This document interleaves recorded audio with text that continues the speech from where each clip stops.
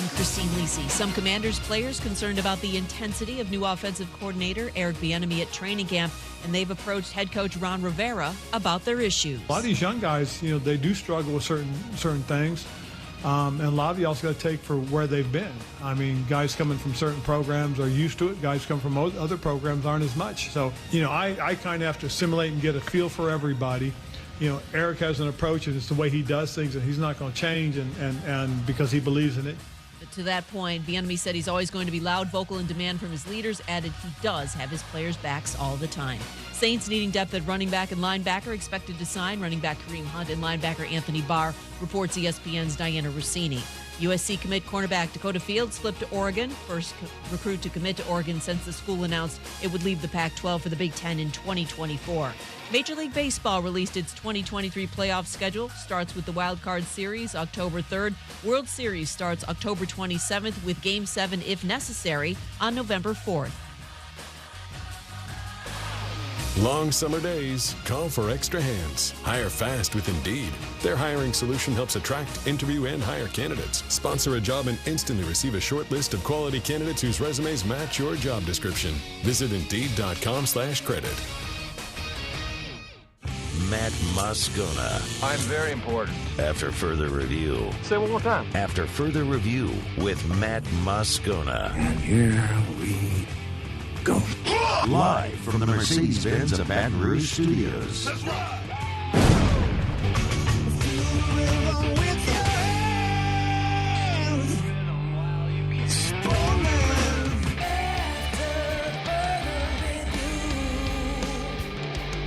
And off we go. Welcome aboard. Glad you're with us. It's AFR, powered by Sunshine, your hometown John Deere dealer in Louisiana. My God, there is so much green in here right now. I'm Matt.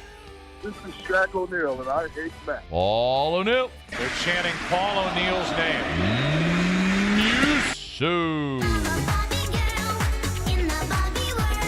And Mr. Toby Tomplay.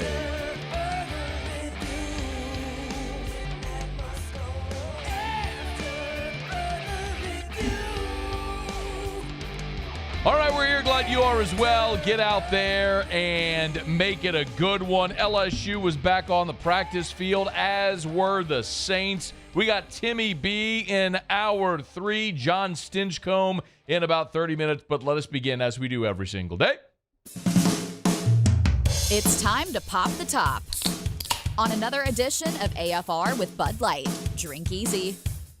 LSU is back on the practice field on Tuesday. Media got about an hour of viewing, and then we got to speak to Brian Kelly after, and you'll be happy to know I have my roster right here. So, Muse, I'm not going to have to yell at you today to go, hey, Muse, pull up a roster. Muse, pull up a roster and find number 14 for me. Never mind. Got it. Jaylen Brown. Yeah, there we go. Got it. I was going to say Kyle Muse, Parker. Who's number 13? See, you'd have been wrong. Yeah, would have been Who's number wrong. 13 on the defensive side? Yeah, I don't know. Oh, that would be Braden Swinson, the Oregon transfer. Got it. Hey, Muse, got any idea who's wearing number 71? Is that Miles Frazier? Nope. It's Tyree Adams, the freshman. Don't worry, I'm not quizzing you on that. I'm just making a point that as I jot my notes down in my notebook at practice, I jot down jersey numbers, but you have so many new players because of freshmen and transfers, and so many guys change numbers that I found myself during every camp report every day basically like fumbling over who's who. So anyway, I got the roster with me today, so hopefully I don't screw up. It was hot outside today, and Brian Kelly made a point to say, listen, we are extending the amount of time we're spending outside from an hour to an hour and 15, hour and 20, and that is very intentional because of what's ahead. Made some progress from yesterday in terms of the way we practiced, and we got a long way to go. We've got to continue to work on our conditioning level in these elements, and we'll be smart. We'll be careful with our guys, but we're going to continue to build on what we need to do to be ready for, our opener in Orlando, which I can guarantee is going to be extremely warm. 25 days away, so they're being very intentional. Let me start before I get into what we saw at practice today with what you're probably interested in, which a lot of the personnel sort of questions, sort of attendance, for lack of a better phrase. So Brian Thomas was back today. He was dressed, but he was not going through the team drills that we saw. He was there in uniform, but was not participating. Same for Josh Williams, running back who was taking the first team reps the last two on Friday. Logan Diggs was taking first team reps on Monday. Josh Williams was present, but was not participating. Same for Greg Brooks. Remember, when we were watching practice on Monday, Greg Brooks left with a trainer, did not return. He was out there today, but again, was not participating. Malik Neighbors at one point did leave with a trainer and then returned to practice. Kind of looked like he was favorite. I don't want to guess what it is, but he was kind of holding his arm or his hand or his wrist. Look, I noticed at practice on Monday when they were indoors, Malik Neighbors had his right ankle taped, and then also when they were doing some contact drills for the receivers, he was kind of favoring his right hand. So I don't know what that is. It's probably nothing. He's still out there running around. But remember, Neighbors and Lacey got ejected from practice on Monday. Both were back full participant today. LaTerrence Welch left. That appeared to be heat-related. We did see him come off to the side. Now, he's actually kind of crouching down right by the media where we were standing. And suffice to say that sometimes when you're outside and you're sweating a lot, anyone that's played sports and you've been overheated, you have certain effects that can happen. He was trying not to hurl. I'll put it to you that way.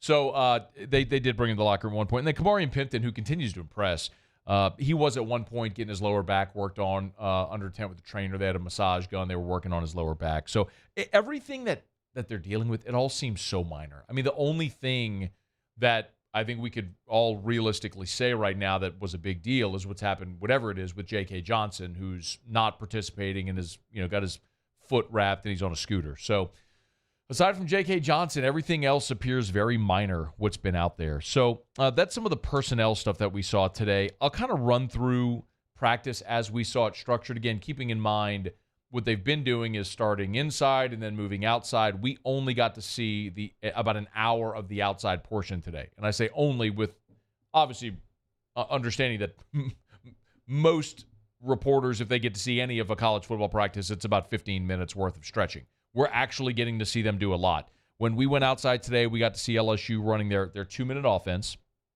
So it was first offense against first defense, and that's been pretty consistent. It's not running against a scout team. We're seeing good on good. So 1s-on-1s, 2s-on-2s, and so on. So I mentioned Armani Goodwin was taking the first team reps at running back today. At receiver, with Brian Thomas out, it was Chris Hilton in Brian Thomas's space. So the three wide receivers with the first team were Hilton, Lacey, and, of course, Malik Neighbors. So, and then your offensive line was exactly what we've talked about. Campbell, Dellinger, Turner at center, Miles Frazier at right guard, and Emory Jones at right tackle, and Mason Taylor was your starting tight end. First offense ran pretty fluidly. I think the defense did a little bit of a better job today. Andre Sam actually had a chance at an interception against Jaden Daniels. He dropped it. Kamarian Pimpton maybe made the biggest offensive play, a beautiful reception on an out route heading toward the sideline.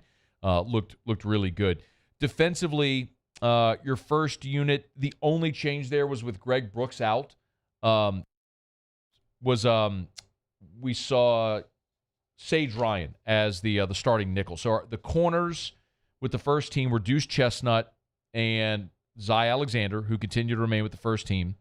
And then your linebackers were Omar Spates and Harold Perkins, as we know. And your safeties continue to be Major Burns and Andre Sam. So they're pretty safe. And we know the defensive line is Savion Jones at one end, Ovia Gofu at the jack, and your interior starters are Mason Smith and Mekhi Wingo. So that hasn't changed at all.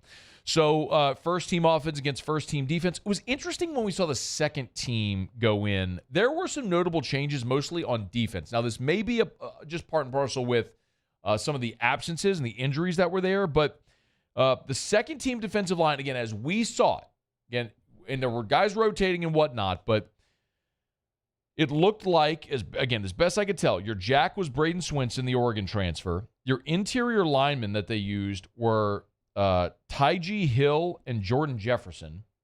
And then the left end, the big end, was Quincy Wiggins. Your nickel was Ryan Robinson. And then we saw LaTerrence Welch and Caleb Jackson running at corners. Your linebackers were the Weeks brothers. You saw West and Weeks running at linebacker with that second unit. And the safeties were Javian Toviano and Jordan Allen. Again, that's as we saw it when they were running 2-minute. Now, that might have been a specific package that the defense was running. I'm not saying that's their base. That's just as we saw it. Also, let's see, when the second-team offense was running, it was the other freshman. It was Caleb Jackson. I'm sorry. Forgive me. When I said Caleb Jackson, it was Ashton Stamps at corner. Caleb Jackson was at running back with the second team. So the 226s, again, that's why you need a roster. So we saw Caleb Jackson and Trey Bradford as the running backs with the second team rotating in. And interestingly enough, we saw Mac Markway running as the tight end with the second team. Your receivers were 80, 82, and 33. So 80 is Greg Clayton, 82 is Kai Preon, and then 33 is the former walk-on Javen Nicholas, who is in there as well. Your second-team offensive line from left to right, I'll run through this quickly, was, as we talked about, Bo Bordelon, who continues to really impress. Kimo Makanaeoli was left guard. You had Marlon Martinez at second center.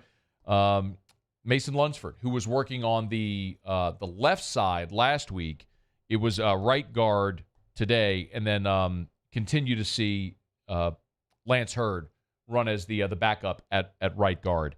At right tackle. At second team right tackle. I decided today to spend a good amount of time watching the offensive line and defensive line when they went head up against each other, because after the 2-minute period, they went to a special teams period. The players working as returners, I mean, basically everybody was out there.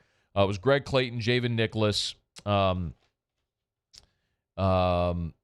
Kane, Jalen Brown, Logan Diggs, Kyle Parker, and Trey Holly. All of them were working on returning.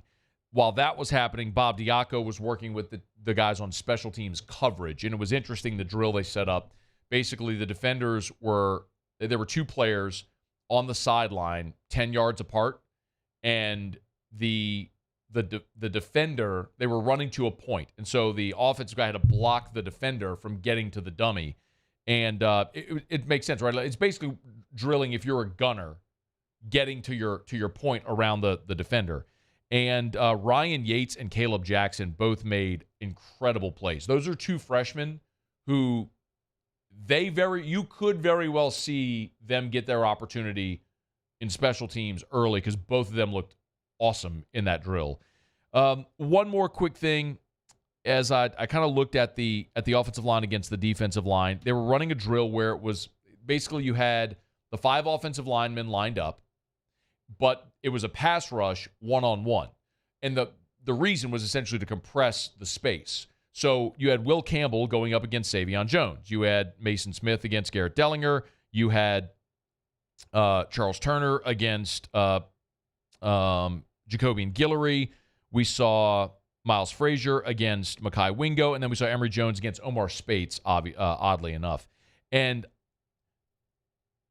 the offensive line was awesome. Will Campbell stonewalled Savion Jones. Mason Smith and Garrett Dellinger split 1-to-1. Charles Turner overwhelmed Jacobian Guillory. I was stunned to see that. Miles Frazier and Mekhi Wingo split a pair of reps, and then Emory Jones just completely stonewalled and kind of overwhelmed Omar Spates. The other thing I'll tell you is the second unit offensive line dominated the second unit defensive line. I'm going to continue to toot this guy's horn, because Bo Bordelon won his 2 reps against Quincy Wiggins effectively, and then they gave him a 3rd rep against Omar Spates, and then Spates went right past him. So as I was complimenting Bo Bordelon, then he lost that rep. The other player that was dominant was Zalance Hurd. And he got 2 reps against Deshaun Womack, and this almost started another fight, because not only did he win both reps, both times he got Deshaun Womack on the ground and then finished by basically laying out on Deshaun Womack. and that nearly caused a fight again with the lineman. My big takeaway is Zalance Hurd clearly belongs. Like, if he had to play for you today, he could play for you today. The other takeaway is Deshaun Womack has a ways to go.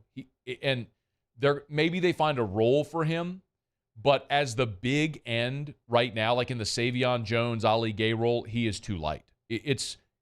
Every drill we've seen where he's gone up against these SEC offensive linemen, he's just physically overwhelmed by much bigger guys when they get into his pads. They've got Deshaun Womack listed at 6'5", 260. I don't know if that's accurate. Maybe it is, or maybe it's just because he's going against much larger men that he's not used to going against. But that's going to be something worth watching in the days and weeks. I know there's a lot of hype about Womack, and justifiably so. He's a young guy, was a 5-star, and everybody's high on him. But what they're asking him to do right now, he's got a ways to go to catch up to what we've seen from a guy like Savion Jones. So something worth keeping an eye on there at the end. All right, y'all, it is after further review. We're glad to have you aboard with us here. I know it went a little long there, but that was your camp report, practice report from today, sort of empty in the notebook.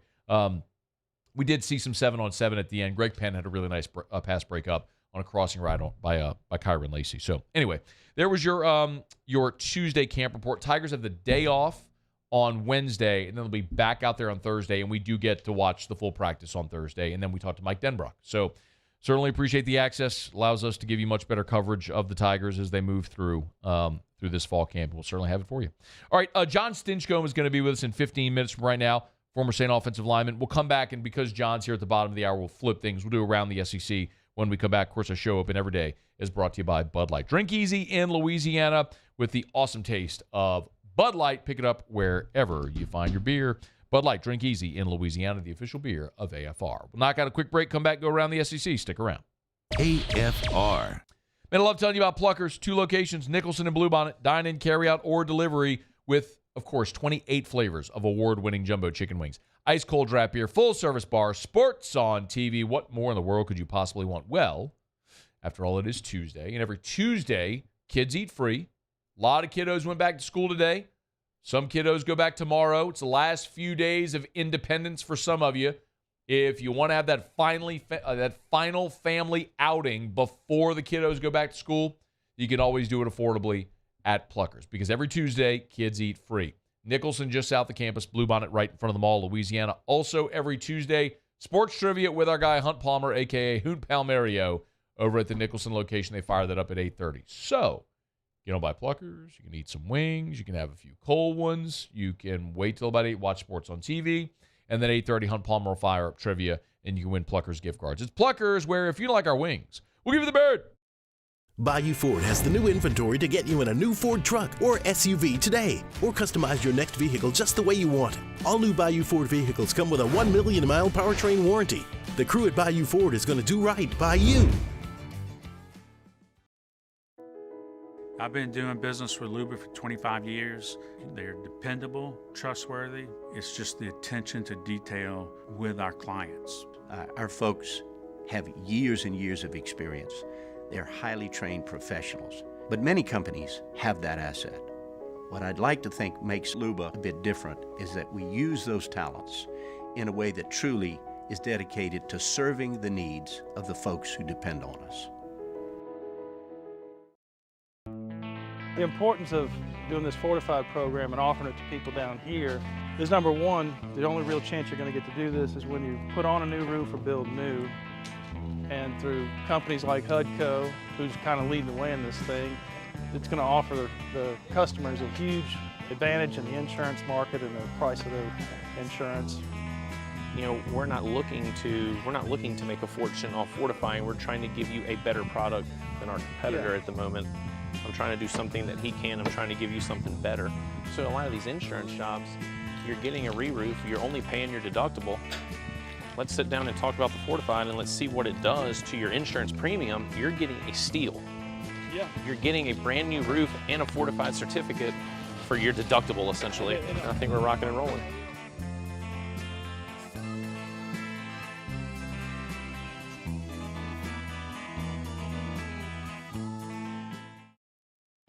Bayou Chrysler Dodge Jeep Ram has $10,500 off MSRP on all new 23 Ram 1500 Laramie trucks in stock. All with Bayou's 1 million mile warranty. The crew at Bayou Automotive is going to do right by you.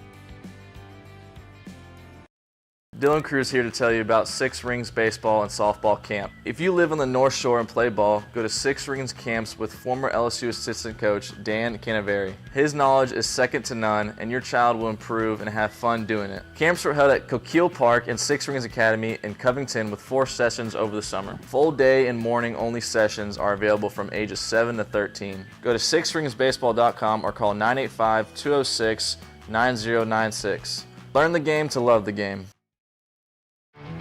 There it is, the extra mile, on the border of expected and extraordinary for those willing to go further, like vans customized for work or play, with safety and tech to keep you connected, supported by a 5-star sales, service, and finance team, and backed by the 1-star you know. So go the extra mile. It's never crowded, because so few have what it takes to go.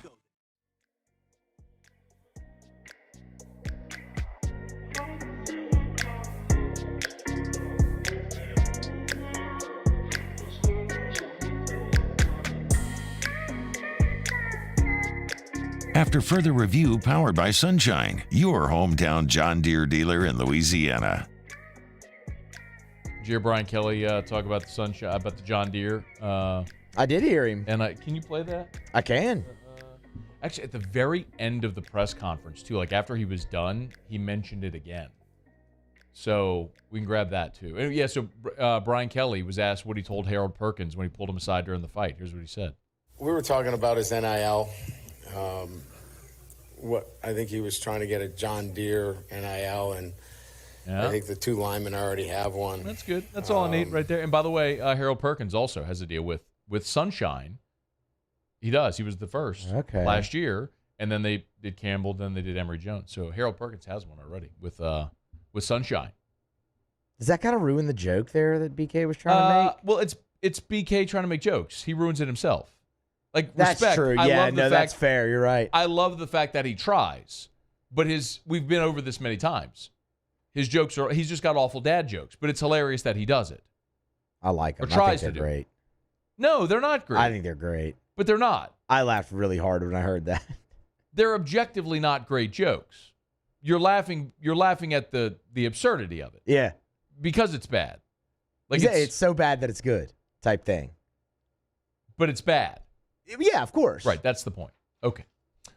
Anyway. Oh, real quick. We're going to talk to Jon Stinchcomb here in about 10 minutes from right now, former Saint, who, of course, is on the call for the Saints preseason games on television, the local broadcast for the Saints preseason games.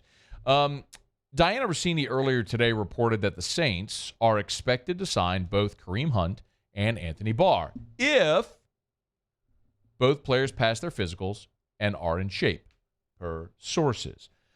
Well, perhaps the players either didn't pass their physicals or weren't in shape. Rappaport just a bit ago. Source. Breaking news. Breaking news. Source. Free agent Kareem Hunt had a great visit with the Saints and is now on his way to Indianapolis to meet the Colts tomorrow. Okay. And so there was that. And then there was this. Breaking news from Adam Schefter. Can you stop it and start it again? Stop it. Stop it. Start again. Yeah, stop it. No, wait. Stop it. Stop it. Stop it again right now. Just stop it. Okay. Breaking news from Adam Schefter. Free agent running back Kareem Hunt had what was called a, quote, great visit with the Saints and is now on his way to Indianapolis to meet the Colts. Oh, wait, that was the same one. What happened to Barr? I thought that was Garofolo that had Barr. No, Garofolo tweeted about, he retweeted Rappaport. Anyway, Anthony Barr and Kareem Hunt. Well, let me get Garofolo then. That's what Paul said it was. Let's see. Load Twitter. Stupid. X. Thank you. Wait, here it is. Got it. Wait. Stop it. You stop it. Can you not just tap the button and stop it? I do, but when I do that, it fades out. That's the thing for wide orbit. It has a natural fade. Okay. Breaking news here. Mike Garafolo. Free agent linebacker Anthony Barr had a good visit with the Saints. That's a good visit. Love it. But is departing without a deal, source says. New Orleans remains in play for him, but he has interest from other teams. Could make more visits in the near future.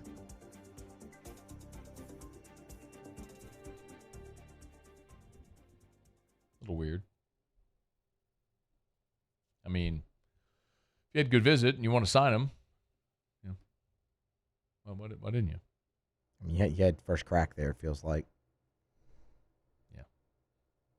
Hopefully they can get him. We'll talk about that with Jon Stinchcomb here less than 10 minutes from right now. To after further review, I love telling you about our friends over at South Point Volkswagen, southpointvw.com. New and certified pre-owned in Baton Rouge and online at southpointvw.com. If you're in the market for a vehicle, might be in the market for a vehicle, you want to drive something that's stylish, that's affordable, that's safe, you get it all with a Volkswagen from South Point Volkswagen. Louisiana's largest volume Volkswagen dealer. They give you the best deals because they move more inventory. As a matter of fact, new vehicles on the way right now. You can reserve them before they even get to the lot. Just go to southpointvw.com. You'll see it right there on the homepage. You can reserve your in-transit vehicle right now. You can pay for it, work out financing, all that stuff online at southpointvw.com. Southpointvw.com. South Point Volkswagen.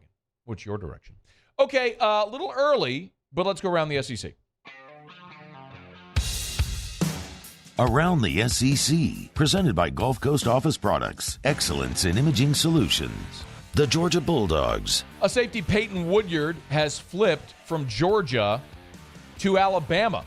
6'2", 190-pound defensive back out of California, ranked the number 107 player overall, the 6th-ranked safety in the country. Woodyard committed to Georgia back in January, but now says he'll be a member of the Crimson Tide. The Auburn Tigers. After missing the first 2 Auburn practices that were open to the media, running back Jarquez Hunter was seen back at practice on Tuesday. This is a weird story, and I'll give you a little bit of a disclosure here. If you have kids in the car, you may want to turn this. Over the summer, again, if you have kids in the car, turn the radio.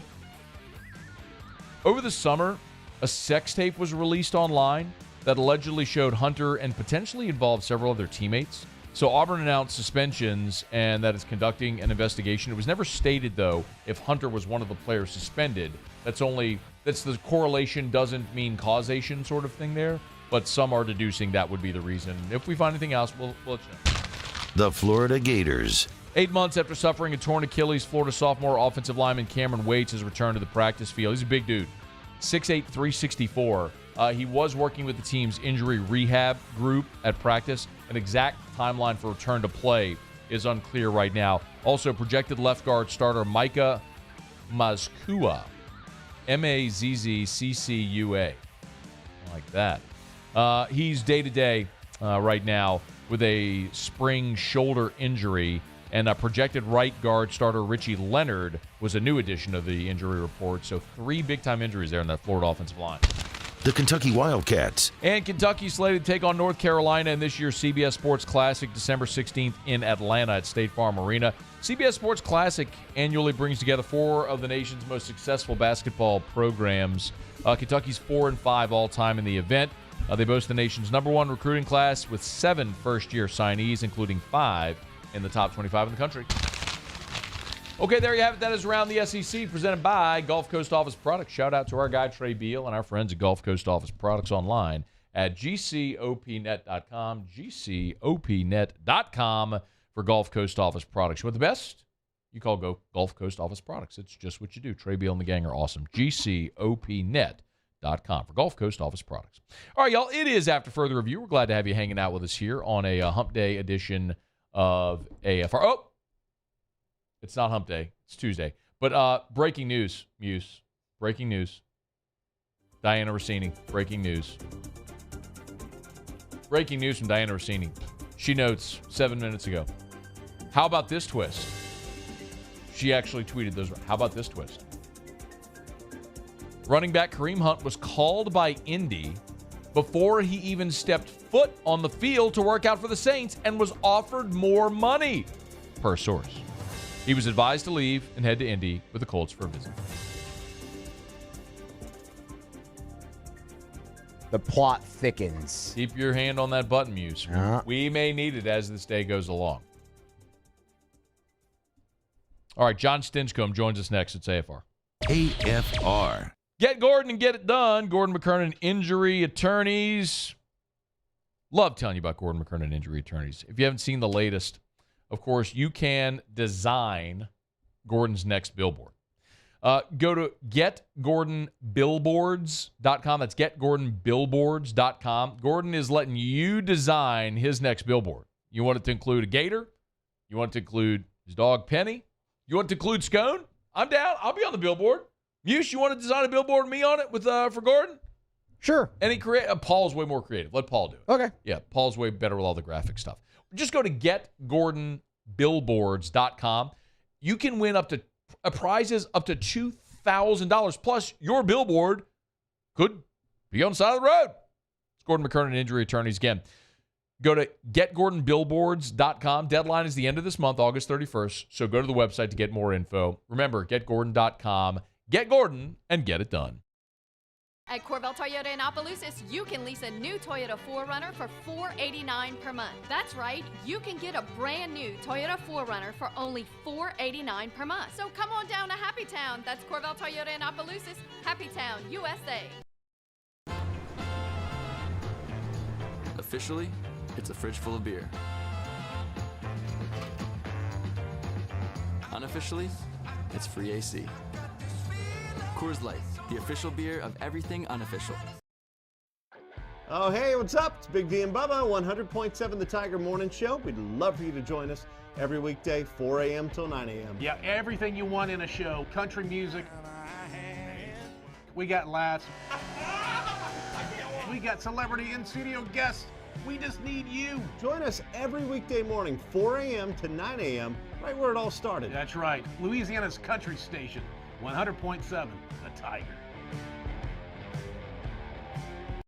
Gulf Coast Office Products is a nationally recognized Savin office equipment dealer based right here in Louisiana. Over 100 employees strong, Gulf Coast has the boots on the ground to support all vertical markets, from education, engineering, legal, and finance. With the latest in office technology, from desktop to production segment units, Gulf Coast and Savin have the perfect fit for you.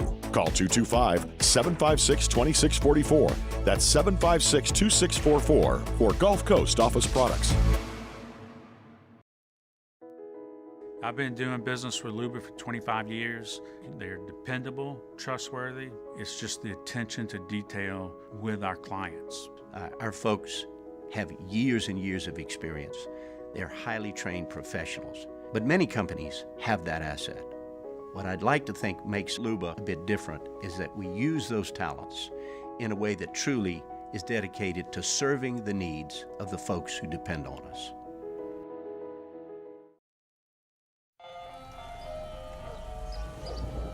Hey there, little buddy. What's the matter? What's the matter? My windows, siding, and my door. That's what's the matter. Relief Windows can fix all of that. I got you. Pop, pop. What's up? Oh my gosh, look! Curb appeal. That's a good-looking neighborhood. ReliefWindows.com.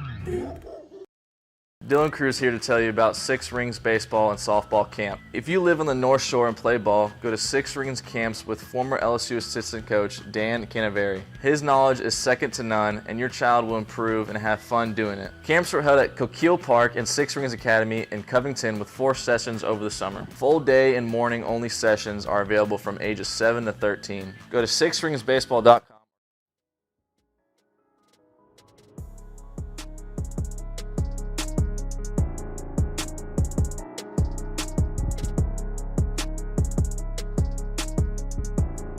After further review, powered by Sunshine, your hometown John Deere dealer in Louisiana. Saints will open up preseason this weekend with the defending champs, the Chiefs, in New Orleans. It'll be Sunday and noon kickoff. Jon Stinchcomb, former Saint, does a great job on those preseason broadcasts. Good enough to join us for a couple of minutes here. Hey, John, we appreciate it, man. How are you? I'm doing great. Excited about the season. Man, I think most people are right there with you. Do you like a compressed preseason, the 3 games instead of the 4? Oh, only because of the way the preseason evolved in the NFL over the past few years. That 4th game became more than obsolete. So it only made sense to move to the 3-17 versus the 4-16.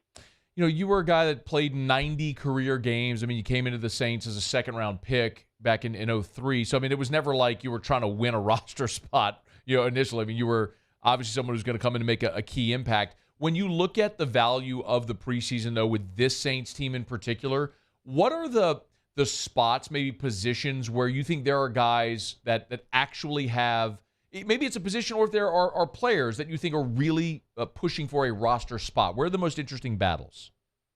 Well, I think you start up front, and you can look at both sides of the ball and see some young players that just need the reps. Penning is case number one and great example of a guy who, you know, when he came out of college, what you knew about him was that he had a very high ceiling but needed a ton of reps. And because of injuries, wasn't able to get as many as you would want in that first season. So for a guy that you have to figure is going to be a part of the starting five, these preseason games are going to be really vital for his preparation as you head into week one. So offensive line is a key, and then you flip the ball to the other side of the ball, and Brian Breesy is a guy that, you know, if you're going to spend a high draft pick on an interior defensive lineman for a team that's perennially cash-strapped, you're going to need him to step in and contribute. So getting up to speed and understanding what the expectations can be and should be from young players, I think you could even throw Peyton Turner into the mix as guys that just need the reps and that opportunity to get up to speed for week one. And whether it's in the scrimmages where you get with teams, which we'll see later in this preseason, or an actual preseason game, you can feel an increase in the speed and tempo, and it feels much more like a regular season game, which is vital for these guys as they prepare. John, so many people, when I ask that question, would default right to like wide receiver. I'm so glad that you went to the trenches. I had no doubt that you probably would. But and I was going to ask you about Trevor Penning. So as a guy that played tackle in this league, tell me what you see in Trevor Penning. And is it realistic to assume that that's a guy that could, right now, at this point in his career, win the starting left tackle job? Yeah, I think they need him to. I think you need him to. And really, they've had a luxury in Hurst because of his flexibility, and he is an NFL veteran through and through. I mean, he's a guy that's been reliable and was probably asked more than what was expected when he signed, and it's really served him well and the Saints well as his versatility and his ability to step in and play at a high level. Now, if Penning is ready, potentially at left tackle. And you watch him play and you see all the characteristics of a guy that could be a cornerstone for a long time. There are going to be growing pains, and you're just going to have to bear with it and hope that he gets up to speed sooner rather than later. But with the flexibility that Hurst offers, I think it lends itself to being able to accommodate some of those growing pains. It also, with Pete's injury and really his injury history, the Saints know that you have to have at least 6 or 7 starting caliber offensive linemen that can step in and contribute at any given time without a drop-off. Jon Stinchcomb's with us, of course, Super Bowl champion. You mentioned Penning. I want to go deeper there if I could, like the cornerstones of being a tackle in the league. What can you go a little deeper on what you see specifically? And if I could ask, like, sort of tangentially on this, how easy or difficult is it to go left side to right side, like we've seen Hurst do? You mentioned the flexibility, and also play tackle guard, like that skill set there. Because I'm trying to see, I agree with you, like Penning has to be in there this year. Like you invested a first round pick, but it's just sort of like where is this actually going to work for him right now? Yeah, I think there's a bigger difference from tackle to interior offensive line in playing in guard than there is left to right side. The money will tell you differently, but you look at the defensive ends and the outside linebackers, the rush edge players that you face in the NFL, and right tackles see just as many of those nightmares as the left tackles do. So as long as a player can open his hips and transition from one side to the other, I think switching between tackles is not as difficult. I don't know if difficult is the right word, but it's different. The difference in timing, the space that you use and don't have, as in the interior offensive line as compared to the edge, there's a bigger difference there than just switching sides. Great perspective. John, I'd love to ask you about Derek Carr and just your impressions. I don't think we're going to see him or see him much on Sunday, but I'd love your impressions of what you've seen from him so far in this camp.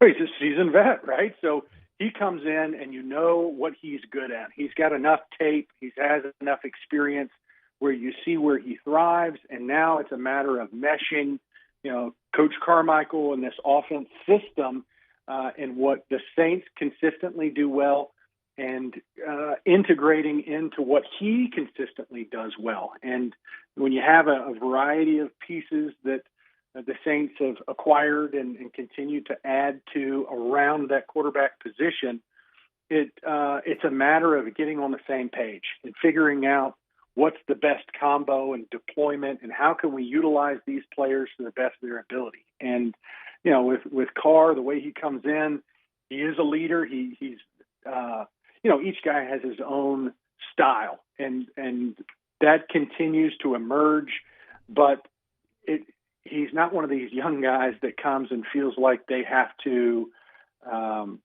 either change themselves or do more than what they are, more than who they are. I think what is one of his best attributes is that he knows exactly who he is as a quarterback, who he is as a leader, and you can see that in the way that he conducts himself in practice and in interviews and since he's been signed. So it's a matter of getting everybody on the same page and how quickly they can do it, which, with an abbreviated preseason, at least game-wise schedule, you have to do that in the off season. And we've already heard stories of him getting with wide receivers. It's not an anomaly. I mean, that becomes a mainstay of many teams, but it's the timing things. It's the details that makes the difference between the offenses that are super proficient and those that have fits and spurts. And, with the talent that this roster has,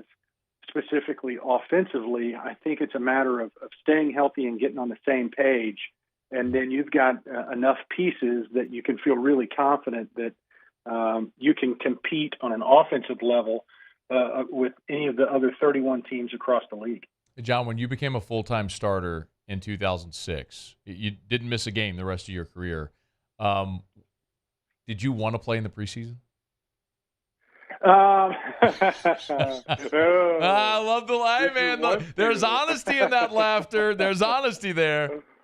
It's one of those necessary evils, if you will, and especially I think you recognize that you need some reps that are close to and mirror that live action, and not just in an individual rep, but what it feels like to be a part of a series, and the transitions of the game and the tempo of it, and just getting back into that form. Now, how much of it is debatable, right? I mean, there were times where you're like, all right, coach, I think I've got it. I can go ahead and give it a hat on the sideline, but didn't always see it the same way. But yeah, I think some reps is necessary for almost any player, unless you were, the Joe Thomas or Walter Jones in my era, and some that are of that same caliber in today's game. They could just walk out there and be ready any given Sunday. But for mere mortals, I think it's important to get yourself acclimated to what you can expect come week one. Former Saint Jon Stinchcomb, good enough to spend a couple of minutes with us here. John, we always appreciate when we get a few minutes of your time. Thanks so much. We'll look forward to visiting again soon. I appreciate you having me on. Who dat? It's our pleasure. Jon Stinchcomb, always great perspective. Of course, done a great job on the preseason broadcast now for a lot of years. And Saints and the Chiefs. That's great, man. But who are the Chefs? That's coming up on Sunday noon. You can get the local broadcast. Of course, I believe it's NFL Network as well as the national broadcast. But I actually don't know if they're going to carry the local broadcast on NFL Network or if they're going to have a separate NFL Network crew. I'll try to get that answer for you. But either way, I mean, you can watch the local broadcast. It's always going to be better. They know your team. So we'll look forward to that coming up on Sunday noon in the Dome. All right, it's After Further Review. We're glad to have you hanging out with us here. We'll talk to Timmy B, One of our favorites, man. Love visiting with Tim Brando when we can. Timmy B will be here straight up 5 o'clock to start hour number 3. And, Tim, with his job with Fox, not only Tim spent most of his life professionally in college football calling the SEC and working for the SEC on CBS. When he went to Fox, of course, he started calling Big 10, Big 12, Pac-12. So the rest of college football, the 3 leagues that have been most intimately affected by the realignment conversation. So I want to have Tim on to talk a little bit about that, what that's going to mean, and sort of the direction of college football and all that sort of stuff. So we'll get to that in hour 3 with Tim, who's got, of course, great perspective. All right, it's After Further Review. Brought to you by Relief Windows and ReliefWindows.com. Energy-efficient replacement windows, beautiful entry doors, hardy plank vinyl siding. They do it all over at Relief Windows. You can check them out online at ReliefWindows.com. Basically, if you can hear my voice wherever you are, Baton Rouge, New Orleans, Lafayette, Lake Charles, Alexandria, if you're watching us live, it don't matter. You can hear me right now. Relief Windows will come to you. They do windows, doors, siding. They do it better than anybody else. Their headquarters, their corporate headquarters, are on Airline Highway in Prairieville. But, man, they will grab and go all the way to Beaumont, Texas. They've gone into Houston. They've gone east to Tallahassee and Atlanta and up to Memphis. So give them a shout at Relief Windows. You want energy-efficient replacement windows, measured twice to install once, done right the first time. They'll always give you exceptional customer service. It's Relief Windows. ReliefWindows.com. Windows, door siding, Relief Windows, and ReliefWindows.com. Okay, it's After Further Review. As I mentioned, we got an LSU football practice report as we started the show today, kind of went through what we saw. But we got to speak to Brian Kelly after practice. So throughout the day today, we're going to talk plenty about what Brian Kelly had to say. He did update the running back rotation and sort of what they're doing there as they've rotated very liberally. As I mentioned, when we got to see them on Friday, it was Josh Williams taking the first reps. When we saw them on Monday, it was Logan Diggs taking the first reps. Today, with no Josh Williams out there, it was Armani Goodwin repping with the first team in the 2-minute offense. So they have been very liberal with how they've rotated the running backs, and Brian Kelly did talk about that today. He also did speak about the defensive backs and who is sort of starting to show up a little bit and develop. And then certainly who has an early lead there, hint, it's Deuce Chestnut, as that should be of no surprise to anybody. He has by far and away been the best guy they have among the cornerbacks right now. But how does the rest of that position group start to shape out? Kelly talked a little bit about that today as well. So got a ton to get to, tons of football stuff. We're basically all football today. So we're glad to have you hanging out with us here. Stick around. We'll wrap up hour number 1 next on AFR. AFR. Driving home last night. Erica needed me to pick up some medicine for Drew, so I had to pull into the pharmacy right there on Airline Highway. And I was passing right in front of Rouse's, and I said, you know what? I'm going in. Turned in, went and got myself a few cold pops, got me some snacks, some Rouse's potato chips. I tell you all the time about the Rouse's branded products. So much when you go into Rouse's and you see the Rouse's branded products, well, first of all, they're going to be cheaper, less expensive, I should say, more cost-effective. But they're wonderfully made products because so often when they can, they locally source their ingredients. So you're supporting Louisiana farmers. You're supporting Louisiana agriculture, Louisiana products, a Louisiana company. So when you go to Rouse's, make sure you look for the Rouse's branded items. Get quality that's cost-effective and, of course, supporting Louisiana economy and commerce as well. It's at Rouse's, the official supermarket of the New Orleans Saints. Rouse's, this feels like home. There it is, the extra mile, on the border of expected and extraordinary for those willing to go further, like vans customized for work or play, with safety and tech to keep you connected, supported by a 5-star sales, service, and finance team, and backed by the 1-star you know. So go the extra mile. It's never crowded, because so few have what it takes to go there. Mercedes-Benz Vans. When is a taco more than just a taco? When it's Government Taco. Voted best tacos 3 years in a row by 225 Magazine, Government Taco puts the most delicious spin on tacos the capital area has ever seen. With creative combinations like the Magna Carrot, the Filibuster, or the Steak of the Union. Plus perfect tortilla chips paired with the best salsa and queso you've ever had. And happy hour every day from 3 to 6 p.m. and all day on Thursday. Government Taco, 5621 Government Street.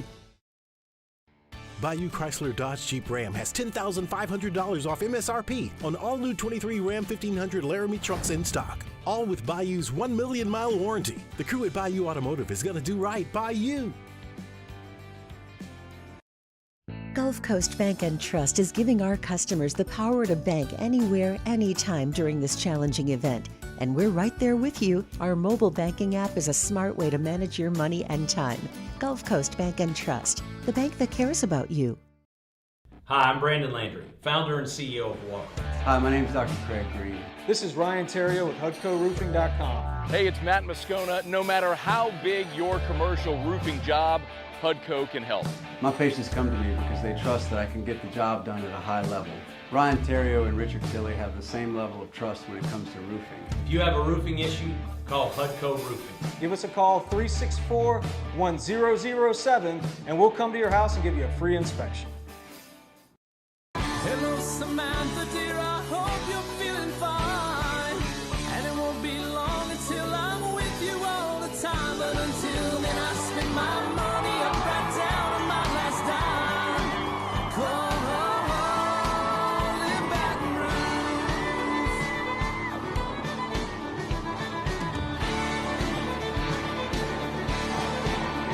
I'm ready, what you put me on through. Gotta send my love down to There it is, the extra mile, on the border of expected and extraordinary for those willing to go further, like vans customized for work or play, with safety and tech to keep you connected, supported by a 5-star sales, service, and finance team, and backed by the 1-star you know. So go the extra mile. It's never crowded.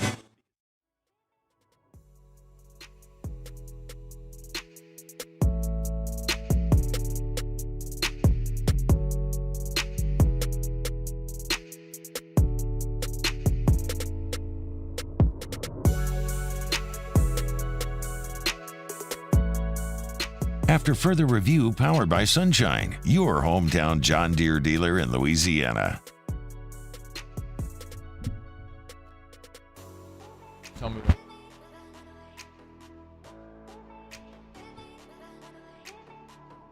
All right, wrapping up hour number one. LSU basketball was playing in the Bahamas yesterday. This is that, a lot of teams do this. They go on their foreign tours. You can do it every 4 years. LSU's playing in the Bahamas, and quite honestly, for Matt McMahon's team, probably needs it. Just considering all the new faces, trying to get this thing back on track. So it's an opportunity that comes at a good time for the LSU Tigers. The second game of this exhibition, they're actually playing right now as we speak. They're playing down in the Bahamas at Atlantis, and they're literally playing it in a hotel ballroom at Atlantis. If you go to the LSU basketball Twitter, you'll see they have some video and some things, but it's literally, they are in a, Paulie, can you pull this up? They're literally in a hotel ballroom in Atlantis. So they put a court. Imagine a hotel ballroom. They just put a basketball court in a hotel ballroom. So they played a team from Puerto Rico yesterday. They were up 20 at halftime and then had to rally to win it. They actually had to rally. They gave up a 20-point lead, and they were down by 6 with about a few minutes to go. And then LSU ended up rallying. Damian Collins scored to give LSU the lead with 40 seconds to play. They would make a couple of free throws. So LSU outscored Puerto Rico 12-2 to close out the game. So growing pains. It's a process, but it was nice to see LSU go get the win. Again, they're playing again right now, literally right now as we speak. So Tigers have a little one of their international exhibition, 3 games down in the Bahamas at Atlantis. All right, it's after further review. I love doing best person in sports when we can. I actually don't know if we have enough time. Maybe you can just scroll to the end of it, Muse, because it's like a 2-minute video. Hat tip to Eastern Michigan. If you haven't seen this video, go check it out online. Their team captain, Brian Dooley, a senior, gave his scholarship to fellow offensive lineman Zach Conte, who's basically been selling plasma and stuff to afford the opportunity to go to school so that he could play this final year under scholarship. Give a listen. Where are you, Dooley?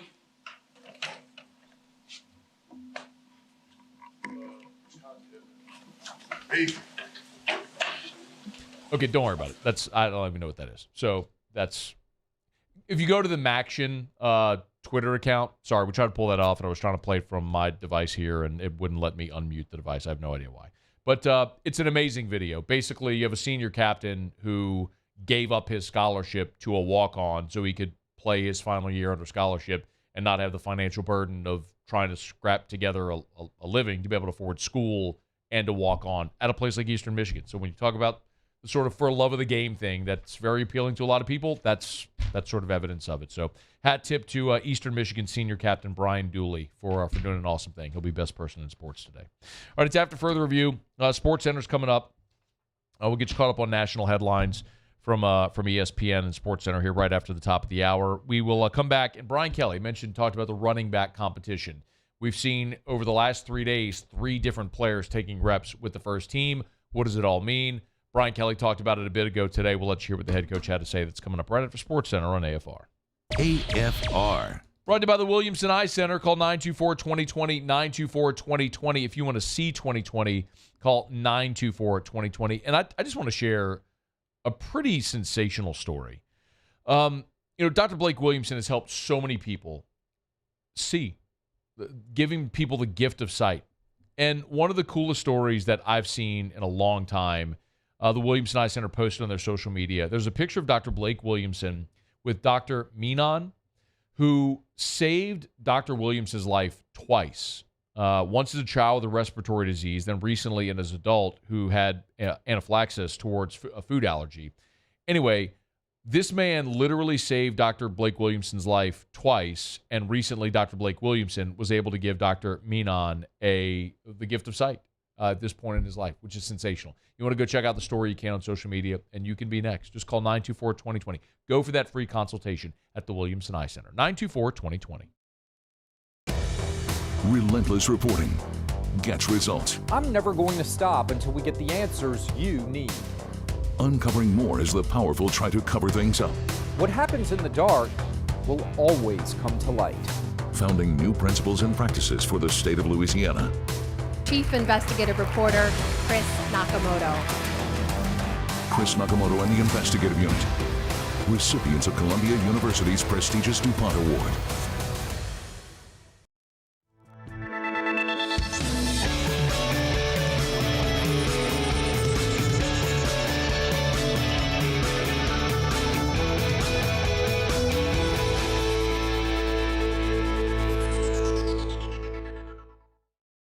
The world's leaders in obesity research, obesity medicine, and obesity science are right here. We're doing something that no one's ever done, or trying to answer a question that no one's ever asked before. Pennington is a real jewel when it comes to research. We are finding the solutions to the world's worst chronic disease, which is obesity. Louisiana needs Pennington Biomedical. I've been doing business with Luba for 25 years. They're dependable, trustworthy. It's just the attention to detail with our clients. Our folks have years and years of experience. They're highly trained professionals, but many companies have that asset. What I'd like to think makes Luba a bit different is that we use those talents in a way that truly is dedicated to serving the needs of the folks who depend on us.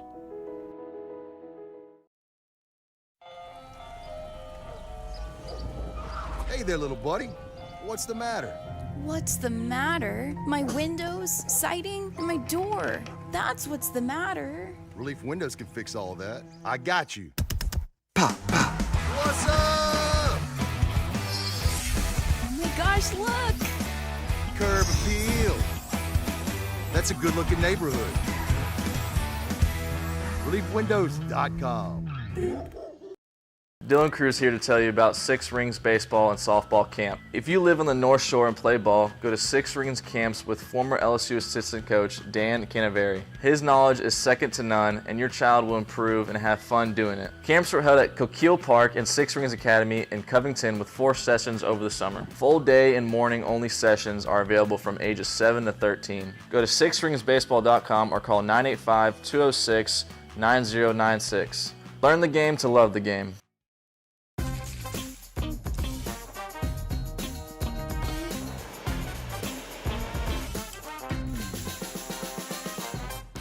best kept secret in town is out. Discover Tallulah at the Renaissance Hotel on Bluebonnet.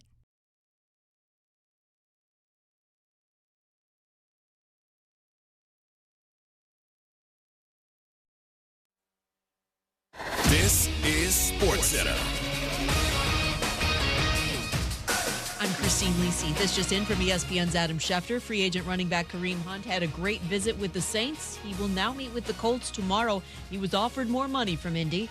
ESPN NFL analyst Booger McFarland. From a stylistic standpoint, I think that Kareem Hunt fits better with Indy, how they want to run the football, how he wants to pound it up in there. Him and Jonathan Taylor, although they are not identically the same, there's some similar traits from a running back standpoint. You heard Booger mention Jonathan Taylor. He's left training camp to rehab an ankle injury as he and the Colts remain at a standoff over a contract extension, so there is an immediate need at running back for Indianapolis. Some Commanders players concerned over the intensity of new offensive coordinator Eric Bieniemy. Head coach Ron Rivera said some players have approached him to discuss their issues with the new OC. Bieniemy says he's not about to change his approach, always going to be loud, vocal, and demand from his leaders. Rays ace Shane McClanahan highly unlikely to pitch again this season. According to manager Kevin Cash, everything is on the table for McClanahan. He could have surgery on his injured left forearm. You don't need special gadgets to be a hero. With unlimited 1.5% cash back on every purchase, everywhere, the Capital One Quicksilver Card makes you the hero of every purchase. What's in your wallet? Terms apply. See CapitalOne.com for details.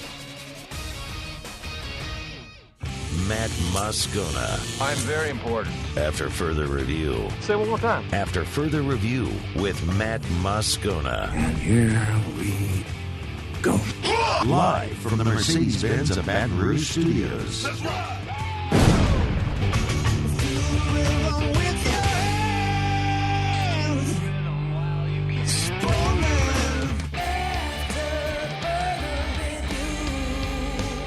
Hour 2, off we go. Welcome aboard. Glad you're with us. It's AFR, powered by Sunshine, your hometown John Deere dealer in Louisiana. I'm Matt. You're a loser, Matt. Shut up, kid. Paul O'Neill. They're chanting Paul O'Neill's name. Musa. And Mr. Toby Tomplay.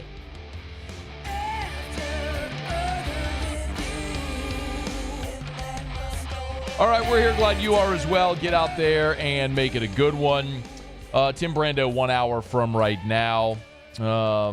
Looked like the Saints were going to add Kareem Hunt and Anthony Barr. However, both left New Orleans today without a deal. That kind of leaves the Saints in limbo at a couple of positions where they need depth. So we'll keep you posted there in about 15 minutes.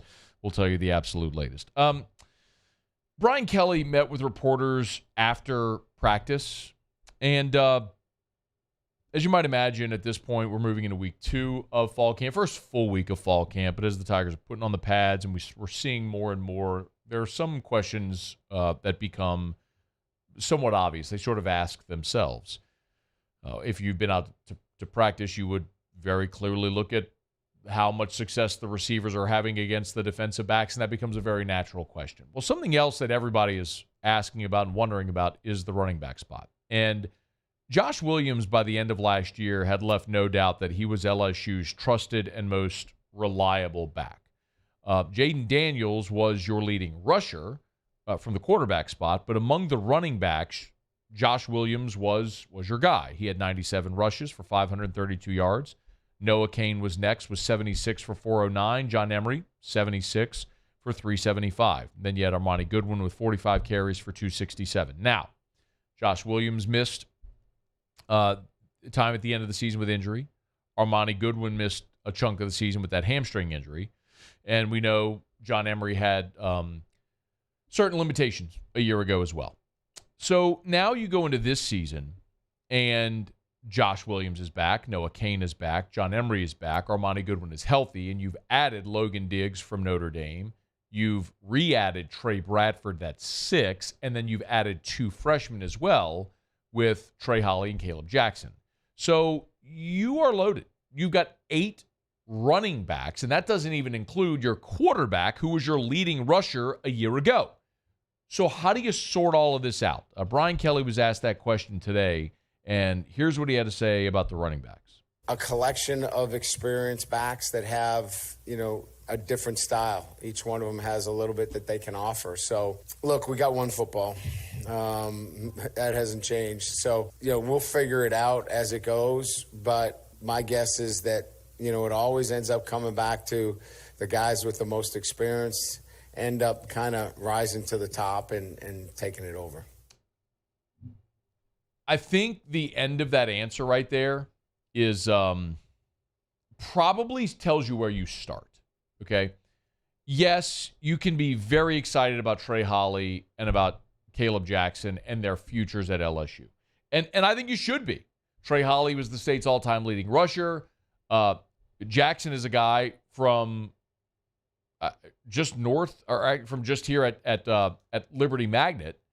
And you could tell there's a lot of reason to be excited. As a matter of fact, can we play this from Music's number 14? Brian Kelly was asked specifically about Caleb Jackson. And he talks about why he likes him so much as a player. He's big, he's physical, he's strong, but he's raw. And so a lot of the work with Caleb is ball security, low pads, the nuances of the game, which, when you have a physical, I don't want to use the word, but just a guy that has that kind of prowess at the position, those are good things to work on, right? We don't have to worry about some of the other things. So it's just the details with him. He's 6'2", 225. He is the big-bodied running back that had become sort of symbiotic with LSU from guys like Jeremy Hill, and I hesitate to say Leonard Fournette. Obviously, we know he's just a completely different back, but Darius Geis, when you had those dudes that were 6', 225 and ran with a ton of power and speed, like Caleb Jackson looks like that. He's a big back, but he's also, as you heard Brian Kelly say in that previous cut, generally, you keep feeding him, and situationally, you see how things go, and ultimately, generally, experience tends to win out.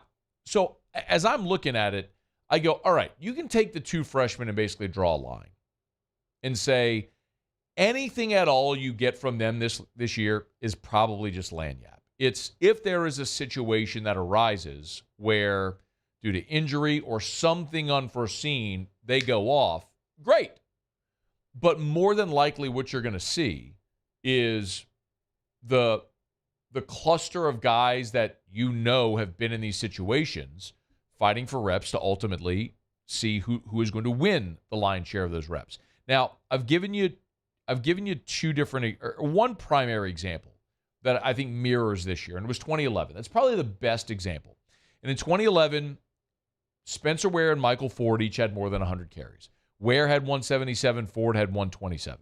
Well, Blue had 78, Kenny Hilliard had 62, Jordan Jefferson from the quarterback position had 75 rushing attempts. You're going to expect, of course, that we are going to see Jaden Daniels run a lot this year. Terrence McGee had 27 rushes. So you ended up with 5 backs that all had meaningful playing time, plus your quarterback. So 6 runners. Now, Russell Shepard had 7 that year. So you might see a guy like Aaron Anderson on the jet action and whatnot. We saw Malik Neighbors do that in the bowl game and was explosive, dynamic in that jet sweep action. So there's going to be those opportunities as well to be dynamic and creative within the running game. But ultimately, what I think this comes down to, again, we saw Josh Williams take the first team reps the first day.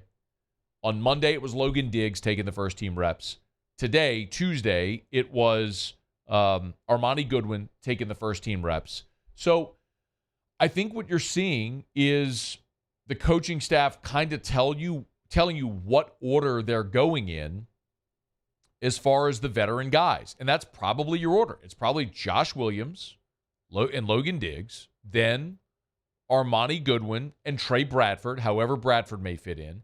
And John Emery is probably your wild card because John Emery has a very specific skill set. He's your home run hitter, but he's not the guy you're going to turn around and give the ball to 20 times in the game. Now, the other interesting thing is Trey Bradford because we all know Bradford's story. He came to LSU, was here as a freshman, transferred in the offseason to Oklahoma, never played a game at Oklahoma, ended up coming back to LSU, left again, had to essentially get back into school to rejoin the team. Brian Kelly was asked today about giving Trey Bradford that third opportunity back at LSU, and here's what Kelly had to say.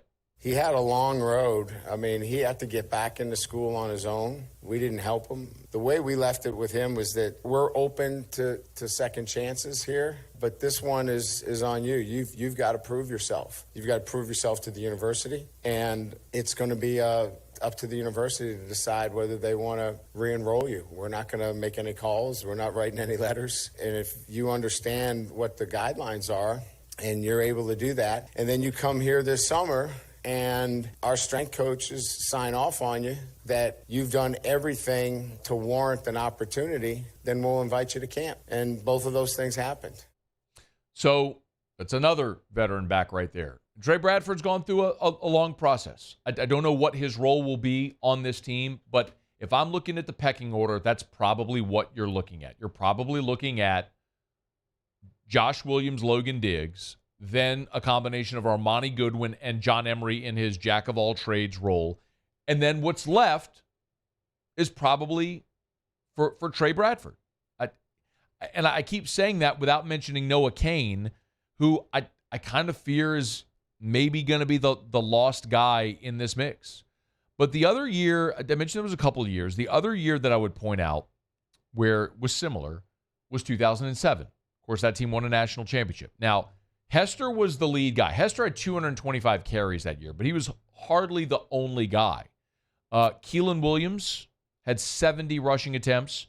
Charles Scott had 45. And we all remember, of course, the triple overtime loss to Kentucky, where Charles Scott had 92 yards in the first half of that game. So there may be days where you sort of feed the hot hand.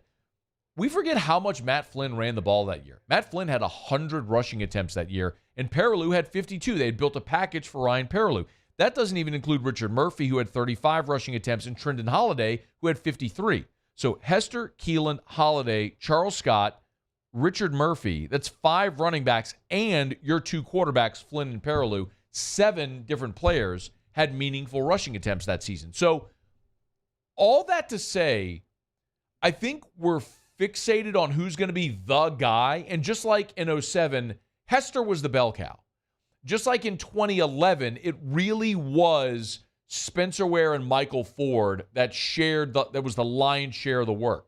But they found a way to get 6, 7 guys involved in the rushing game, and I think they're going to do that again this year. And listen, for that to work, all of the guys in that room have to be on board with it working, which is why when we were at SEC Media Days a couple of weeks back, and I had Josh Williams sitting with me at Media Days, and I ran through that. I ran through all the names. I said, how do you feed so many mouths? This is what Josh Williams said. We all understand that Coach Kelly is the one that puts the player in the game. You all understand that. So it's not up to us. We also understand that this isn't about who is going to play the most reps. This is strictly about who's going to give us the best chance to win the game. This is my perspective on it. I'm playing Madden. And I love where he's going. I'm playing Madden, and I'm playing with the All-Star team, and I got Barry Sanders in the game. I'm the coach. I control the game, so I want to put Bo Jackson in the game. Doesn't mean that one is better than the other. It's just my personal opinion on what I think should go for the game right now at this place in time. We all understand that, and I think once you understand that, you become closer as a team, become more of a brotherhood, because now you're not fighting against, oh, I'm getting more reps than him. Now it's more like, hey, Josh, go out there and get that 2 yards, man. Before we count on you, man. Like, it's more like that, you know? And I think that's what separates the teams and from the families, you know? It's great perspective. If they all are bought in like Josh Williams is, then it's not about getting yours. It's about doing what's best for the team. You got a lot of available fresh legs as well. So I think we've seen this work before with this many guys. I just gave you 2 examples. And, oh, by the way, 2007 they won the national championship. 2011 they played for the national championship. So the last 2 times we saw this much talent, this many bodies in a backfield, seasons went pretty well for LSU. All right, it's after further review. Let me knock out a quick break. What in the world's going on? Looked like the Saints had a deal done for Kareem Hunt and Anthony Barr. Not so fast, my friends. We'll figure out all the latest and talk about what's going on in New Orleans as we continue here on AFR. AFR. Brought to you by River City's 1 Hour Air, where they're always on time or you don't pay a dime. 752-0001, 752-0001. Love sharing these 5-star Google reviews. How about this story from Bill Johansson, who said, River City's 1 Hour Air is always on time. They notify you through email, text, and phone. They send you a picture of the technician so you know who's coming to your house. We have a yearly maintenance agreement with 1 Hour, so our system is always in good shape. We just had an AC outage after bad storms passed through. We noticed it went to bed last night. The temperature was hovering around 80 degrees inside, and the system wasn't blowing cool air. I went outside. The compressor wasn't running. Bad news for us. Luckily, we had our hurricane season window AC unit out because of the storm and ensuing power outage. We ran the window AC last night, called 1 Hour at 7 a.m. We were told they'd have a tech out between 10 a.m. and 1 p.m. At 8:50 a.m., received a call the tech was heading our way. He was an hour early. It's River City's 1 Hour Air, 752-0001. I've been doing business with Luba for 25 years. They're dependable, trustworthy. It's just the attention to detail with our clients. Our folks have years and years of experience. They're highly trained professionals, but many companies have that asset. What I'd like to think makes Luba a bit different is that we use those talents in a way that truly is dedicated to serving the needs of the folks who depend on us. Bayou Ford has the new inventory to get you in a new Ford truck or SUV today, or customize your next vehicle just the way you want it. All new Bayou Ford vehicles come with a 1 million mile powertrain warranty. The crew at Bayou Ford is going to do right by you. It was a humid day, barefoot children play, looking for that summer shade. Time just slips away. Oh, Louisiana, some kind of hold on me. Like cypress stumps, your roots are planted deep inside of me. Gulf Coast Office Products is a nationally recognized Savin office equipment dealer based right here in Louisiana. Over 100 employees strong, Gulf Coast has the boots on the ground to support all vertical markets, from education, engineering, legal, and finance. With the latest in office technology, from desktop to production segment units, Gulf Coast and Savin have the perfect fit for you. Call 225-756-2644. That's 756-2644 for Gulf Coast Office Products. When is a taco more than just a taco? When it's Government Taco. Voted best tacos 3 years in a row by 225 Magazine, Government Taco puts the most delicious spin on tacos the capital area has ever seen. With creative combinations like the Magna Carrot, the Filibuster, or the Steak of the Union. Plus perfect tortilla chips paired with the best salsa and queso you've ever had. And happy hour every day from 3 to 6 p.m. and all day on Thursday. Government Taco, 5621 Government Street. There it is, the extra mile, on the border of expected and extraordinary for those willing to go further, like vans customized for work or play, with safety and tech to keep you connected, supported by a 5-star sales, service, and finance team, and backed by the 1-star you know. So go the extra mile. It's never crowded, because so few have what it takes to go there. Mercedes-Benz Vans. Follow us on Twitter at 1045ESPN to cast your vote in the Citizens Bank and Trust poll of the day. Vote daily inside Off the Bench, live at lunch, Hunt Palmer, and after further review.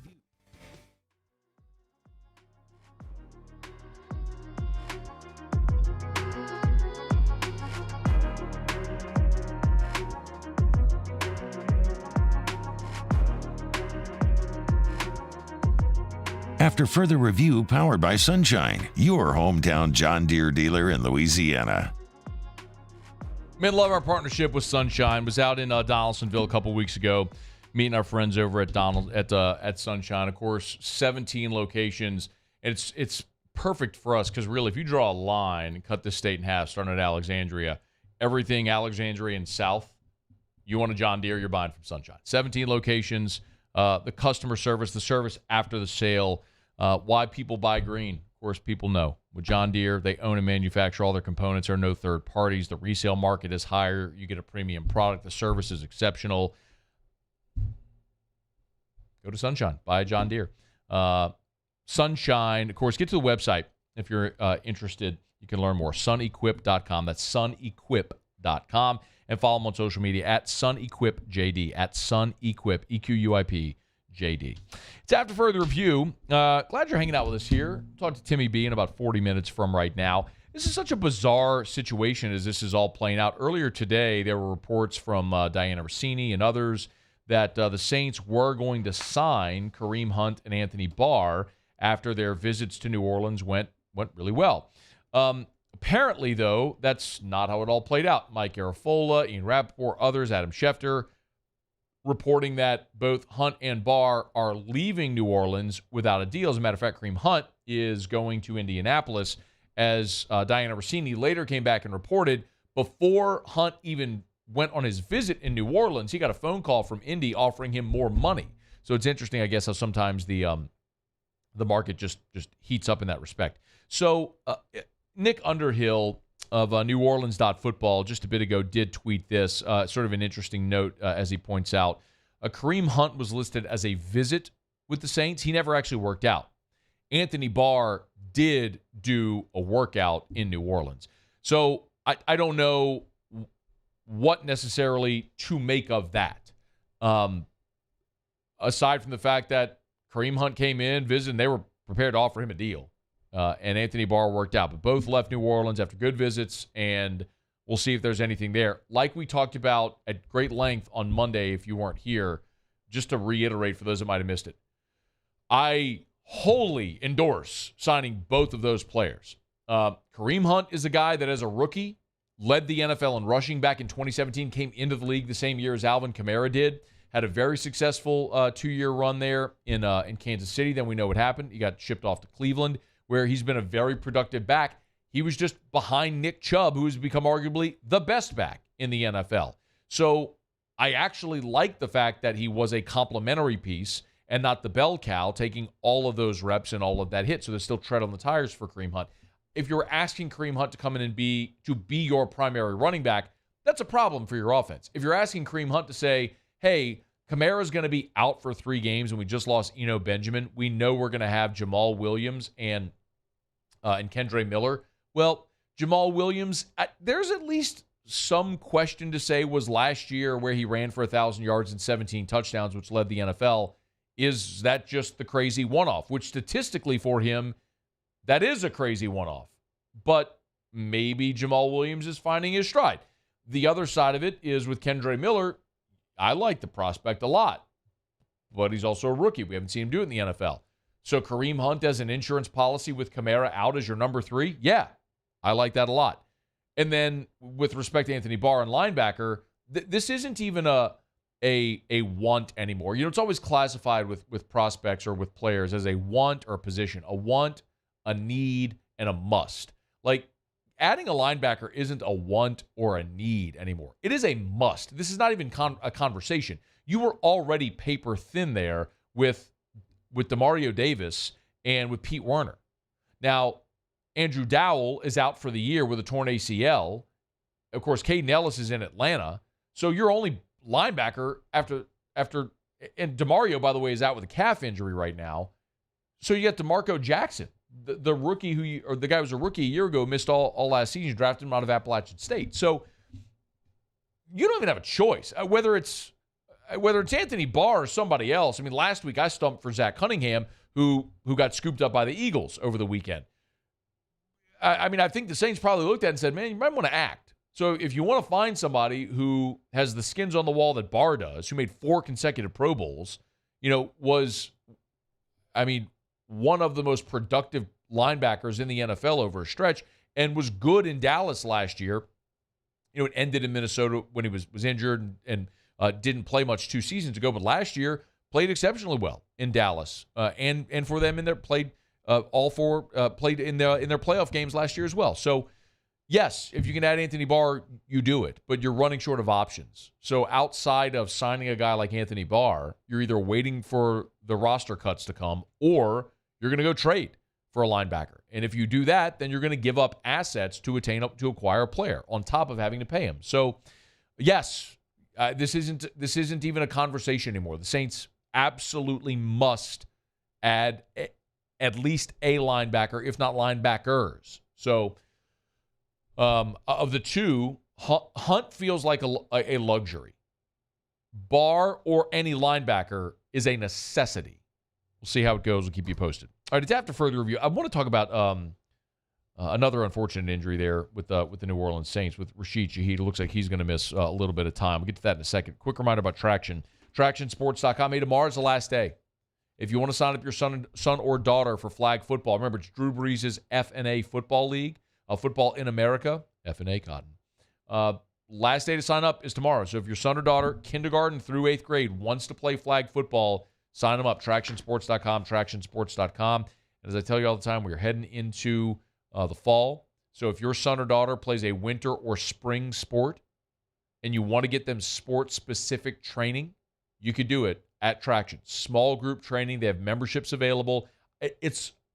I'm actually amazed how affordable this is, where your son or daughter can have unlimited small group sessions at a world-class facility with the same trainers that are training professional athletes. Learn more at TractionSports.com to get info. TractionSports.com. Traction, where champions are made. Dennis Allen met with the media after practice on Monday. And he was asked, can you play number 5? He was asked if he was planning on playing his starters on Sunday in the first preseason game. Here's what he said. Yeah, I'm planning on playing starting players in the first preseason game, and then we'll get to where we're at in the second and the third. Well, one of the guys that won't be there apparently is Rashid Shaheed. Brooke Kirchhofer and Nick Underhill of New Orleans.football both reporting that Shaheed is going to miss several weeks recovering from a groin injury. And he likely is going to be sidelined for the bulk of the preseason. Remember, there's only 3 preseason games. The first one is this weekend. Then you have 2. It's the only home preseason game. Then you go back-to-back road preseason games. But Nick Underhill did add in his report that there are, quote, no concerns for week 1. So it's a groin injury for Rashid Shaheed, but it won't have him miss any time in the regular season. But I look at this in sort of through 2 different lenses. One is for Shaheed, who I know we just sort of accept that Rashid Shaheed is going to make the team and is going to be an impact guy. I don't know that I'm there. So Rashid Shaheed, in my opinion, still has a lot to prove. He's a great story, undrafted free agent out of Weber State, and we know last year the impact he had literally from his first touch. His first touch in the NFL was a touchdown. He ended up playing in 12 games last year. He only had 28 receptions for 488. Now, the average is 17 yards per catch, which is amazing, but only 28 receptions on his 34 targets, and he scored 2 touchdowns. I kind of look at Deontay Hardy, and the trajectory that he took in New Orleans, which is very similar. Now, I also understand there was some off-the-field stuff that kind of cost Deontay Hardy his opportunity in New Orleans. He's now with the Bills. But I think at its most basic level, it's understanding that a year ago, you were expecting to have Michael Thomas. You were expecting to have Jarvis Landry. Injuries took your 2 best receivers off the field, and it gave other guys opportunities. And Rashid Shaheed took advantage of it. But I still look at a very crowded receiver room. And while Rashid can also help you in the return game, I'm not saying that he's a great risk of being cut or anything like that. I think he's a virtual lock to make the team at least. But what it does in having Shaheed not there is it gives other guys an opportunity. So we can talk all we want about practices. And yes, the practices matter.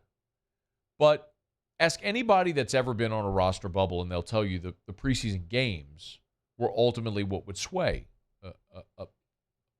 a roster decision.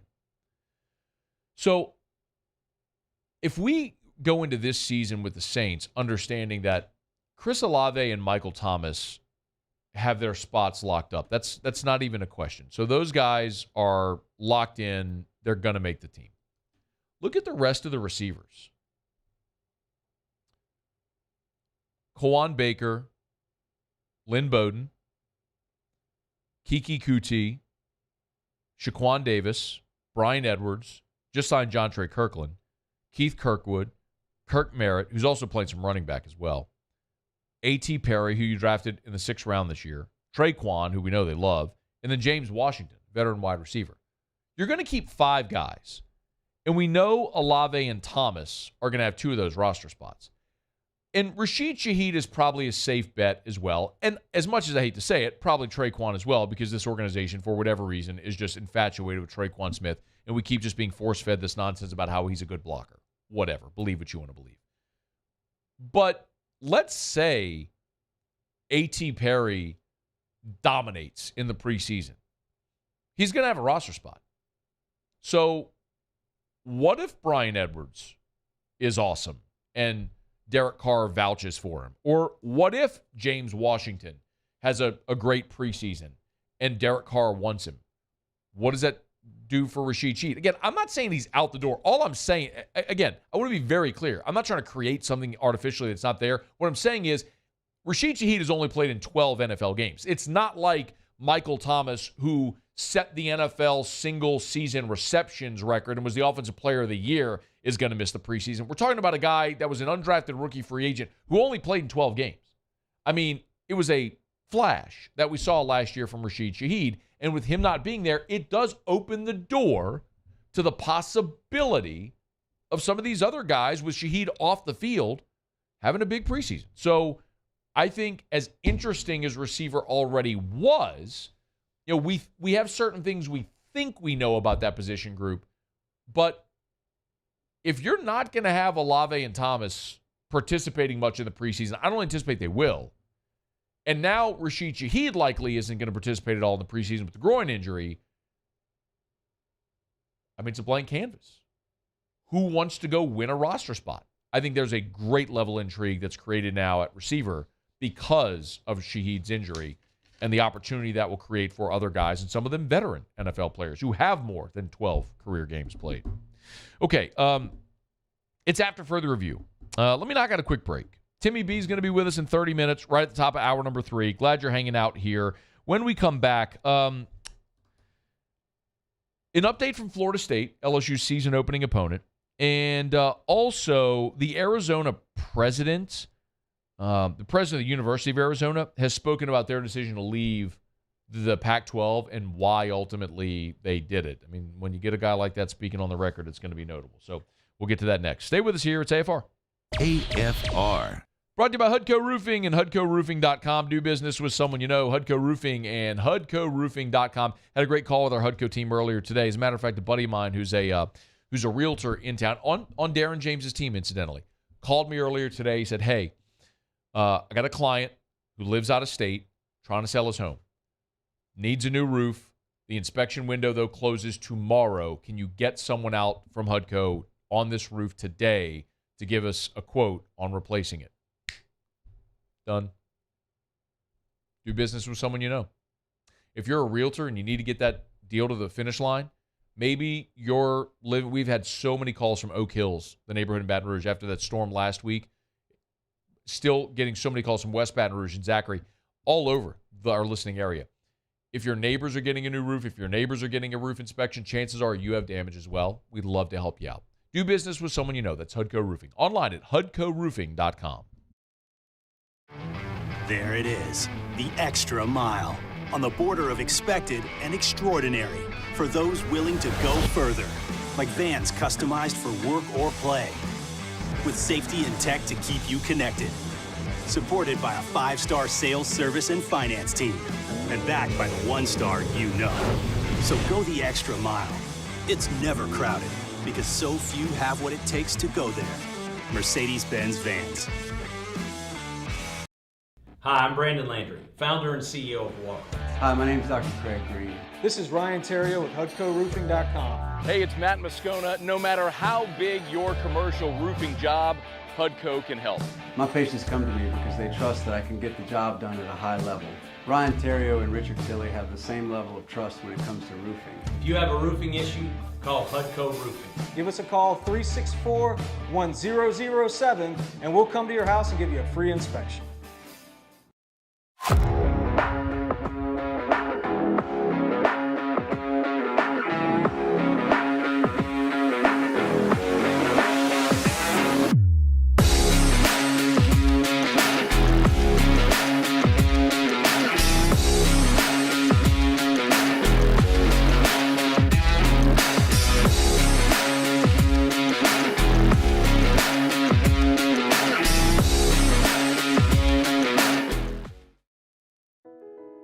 been doing business with Luba for 25 years. They're dependable, trustworthy. It's just the attention to detail with our clients. Our folks have years and years of experience. They're highly trained professionals. But many companies have that asset. What I'd like to think makes Luba a bit different is that we use those talents in a way that truly is dedicated to serving the needs of the folks who depend on us.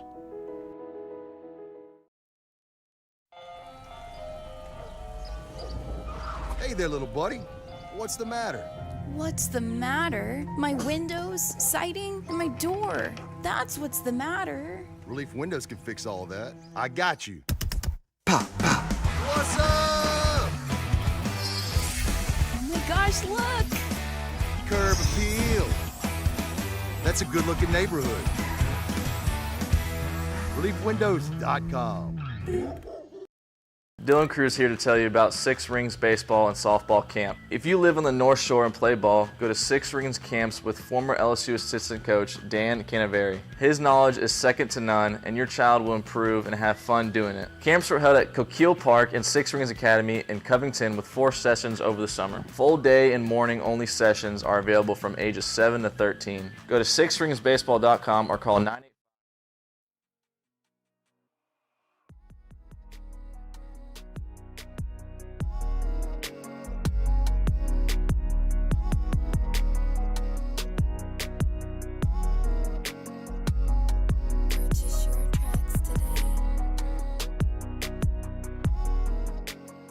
After further review, powered by Sunshine, your hometown John Deere dealer in Louisiana. Well, this is really cool. So, I'm trying to be careful with how I say this. I don't know that I'm literally reacting live to this. This is just like literally minutes old. Dave Portnoy, who founded Barstool Sports 3 years ago, sold it to Penn Entertainment. Dave Portnoy today announced that he has bought back Barstool Sports from Penn. Please do me a favor. Google the Barstool Penn deal, the value, the exact amount. I don't know for how much Portnoy bought the company back, but he announced that he owns 100% of the company again.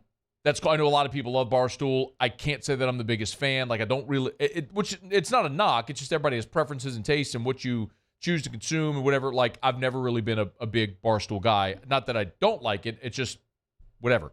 All that to say, many of you remember what happened to our friend Ben Mintz. He was employed by Barstool. Cancel culture jumped up and nipped him when he was rapping lyrics to a song and unwittingly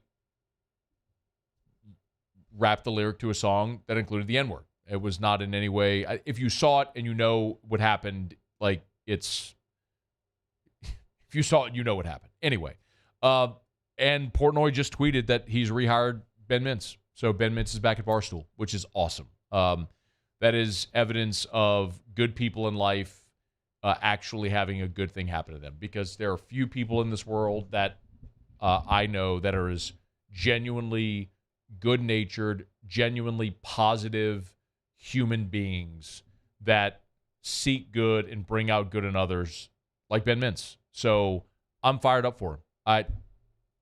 Awesome for him. Well, how much was the deal? So initially in 2019, they bought 36% for $163 million. Penn bought 36%. Okay. And then they bought the rest of it for $388 million. So that's total $551 million. Yeah. $500 million. So I don't know for what Portnoy repurchased it. I have no idea. Maybe those terms, I'm sure those terms will come out because Penn's public. But whatever. Anyway, so I'm just mostly just fired up for Ben Mintz. That's awesome. And Portnoy said it a bajillion times, like he didn't want to fire Ben Mintz, but Penn basically pressured him to do so. Anyway, awesome. I'm fired up for you, Mincy. Back to Barstool Mincy, and that's great stuff. I'm glad good things happen to good people, and that he deserves it. Okay, it's after further review. So LSU is going to open up against Florida State. You all know that on September the 3rd. And Florida State is not going to have Darrell Jackson on the field, at least not of right now. So Darrell Jackson is a defensive tackle who started his college career at Maryland in 2011. Last year went to Miami, where he started 11 games at defensive tackle, and then transferred to Florida State this offseason to be closer to his mom, who apparently has a medical condition.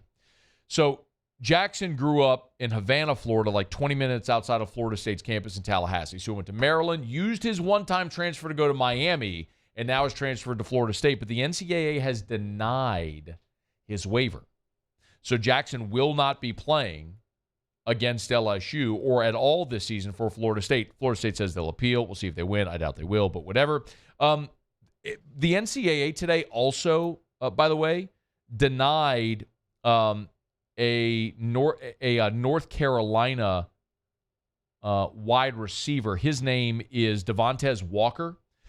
Walker is another situation where he transferred to North Carolina from Kent State to be closer to his ailing grandmother. He described the stress and anxiety of being away from home. I don't doubt at all that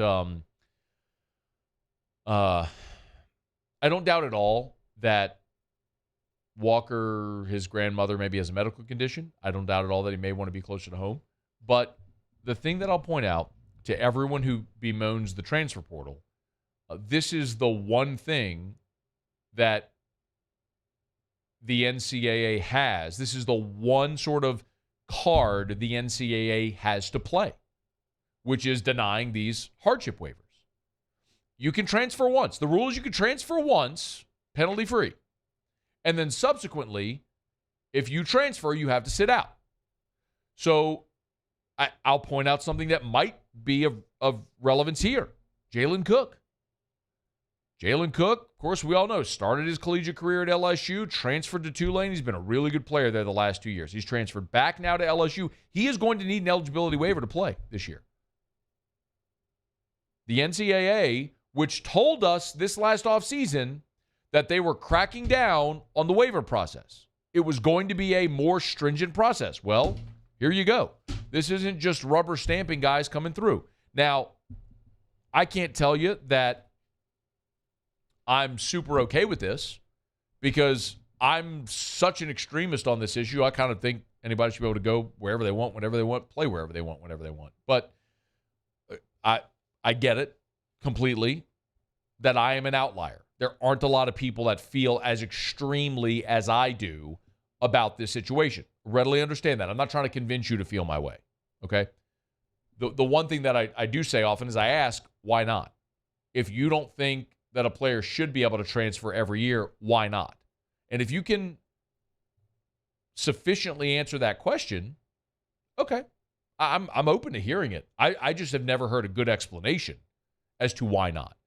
Because the only real thing is rooted in you not wanting to lose players on your team. That's really it. There's no other reason.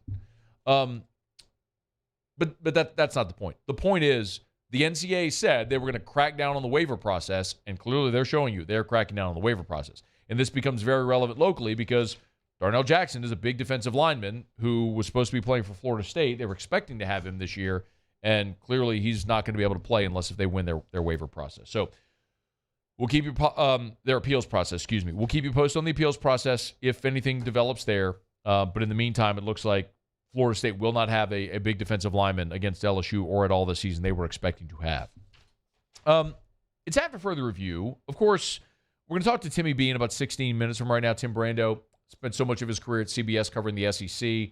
Now is with Fox Sports covering the Big Ten, Big 12, Pac-12, which have, for obvious reasons, been of note the past several weeks. Arizona was part of the crew that's leaving the Pac-12. As you know, they're headed to the Big 12. Their university president, Bob Robbins, Baskin Robbins, 31 flavors. He spoke on the record Monday for the first time since the since Arizona announced that they're leaving the Pac-12 for the Big 12. And he essentially described the proposed Pac-12 TV deal. Remember the proposed deal with Apple TV? Listen to what he said about what was on the table. Parts of it were very, very compelling and exciting. And it was Apple. And it was, in our backyard. But I think the base price, the guaranteed price, the fact that there was no linear and that it was subscription-based, none of us, we were trying to think, well, it's going to be like selling, candy bars for Little League or, Girl Scout cookies. You got to convince 3 to 5 million people every year to sign up for $100 a year to watch on a streaming-only app.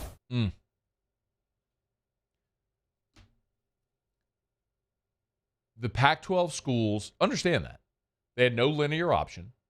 And for those who don't know, linear is just like is cable, like a TV option, and not a non-streaming option.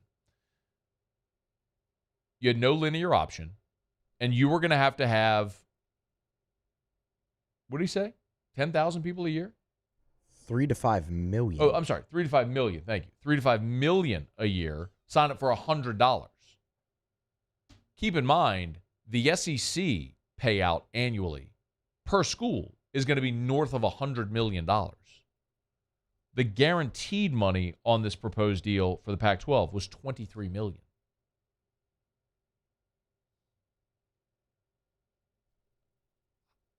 How do you compete when you're operating at 20% of the budget of the SEC and what the Big Ten will be?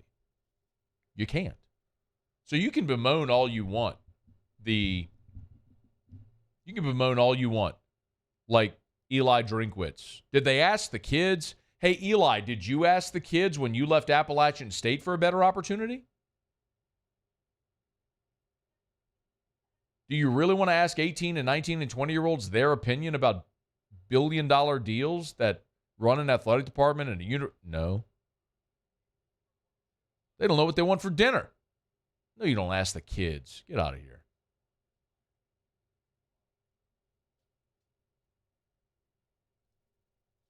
What's really interesting, too, is it's pretty evident that the Pac-12 wanted to do this deal to stay.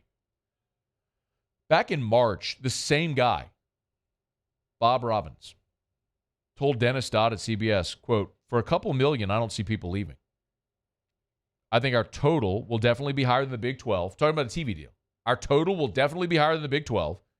And if I'm wrong about that, is it 5 million less, 7 million, 8 million, 10 million? Just in March, 4 months ago, almost 5 months ago, he was saying that he doesn't think they're going to leave, that their TV deal was going to be higher than the Big 12's. This is just a gross failure by George Kliavkoff. His inability to negotiate a good deal and let the rug be pulled out from underneath his conference's feet. So you can point the finger wherever you want. There's a lot of blame to go around. But ultimately, these decisions are made for stability, for survival purposes. I don't blame him. All right, well, I'll get Tim Brando's thoughts on that. We always appreciate Timmy B when we get a couple of minutes, so we'll talk to Timmy B here in about 13 minutes from right now. Let me knock out a quick break. We'll come back. Usual do Tigers and the Pros. Stick around. It's AFR. AFR. Buying or selling commercial or residential. If you need to sell your home, you need Darren James. 335-7666, 335-7666, or agent225.com, agent225.com. You know what I tell you about Darren James? It's not just that Darren will list your home on all the same sites that everybody does. Darren and his marketing team go to work to market your home to the most amount of people possible. How about, like, if you're watching, how about the YouTube video that Darren has right there for this home on Melpomene in Baker? You can check it out. Call Darren James, 335-7666, 335-7666. If you have to sell your home, if you need to sell your home for the most amount of money as quickly as possible, you need Darren James. There's a reason why he's on the Wall Street Journal's list of the top 1,000 realtors in America. Call 335-7666, 335-7666, or agent225.com. Think real estate, think Darren James. Relentless reporting gets results. I'm never going to stop until we get the answers you need. Uncovering more as the powerful try to cover things up. What happens in the dark will always come to light. Founding new principles and practices for the state of Louisiana. Chief Investigative Reporter Chris Nakamoto. Chris Nakamoto and the Investigative Unit. Recipients of Columbia University's prestigious DuPont Award. When is a taco more than just a taco? When it's Government Taco. Voted best tacos 3 years in a row by 225 Magazine, Government Taco puts the most delicious spin on tacos the capital area has ever seen. With creative combinations like the Magna Carrot, the Filibuster, or the Steak of the Union. Plus perfect tortilla chips paired with the best salsa and queso you've ever had. And happy hour every day from 3 to 6 p.m. and all day on Thursday. Government Taco, 5621 Government Street. At Corval Toyota in Opelousas, you can lease a new Toyota Camry for $489 per month. That's right, you can get a brand new Toyota Camry for only $489 per month. So come on down to Happy Town. That's Corval Toyota in Opelousas, Happy Town, USA. The Windsor Senior Living Community in Mandeville, Louisiana is a beautiful, vibrant apartment community geared towards seniors. They are nestled right in the heart of Mandeville, where seniors live a more carefree lifestyle in spacious apartments with the peace of mind that comes from having a little extra help. Call the Windsor at 985-624-8040 to schedule a lunch and tour. Come see how the Windsor can be your passport to peace of mind. I've been doing business with Luba for 25 years. They're dependable, trustworthy. It's just the attention to detail with our clients. Our folks have years and years of experience. They're highly trained professionals, but many companies have that asset. What I'd like to think makes Luba a bit different is that we use those talents in a way that truly is dedicated to serving the needs of the folks who depend on us. Gulf Coast Office Products is a nationally recognized Savin office equipment dealer based right here in Louisiana. Over 100 employees strong, Gulf Coast has the boots on the ground to support all vertical markets from education, engineering, legal, and finance. With the latest in office technology from desktop to production segment units, Gulf Coast and Savin have the perfect fit for you. Call 225-756-2644. That's 756-2644 for Gulf Coast Office Products. There it is, the extra mile, on the border of expected and extraordinary, for those willing to go further, like Vance.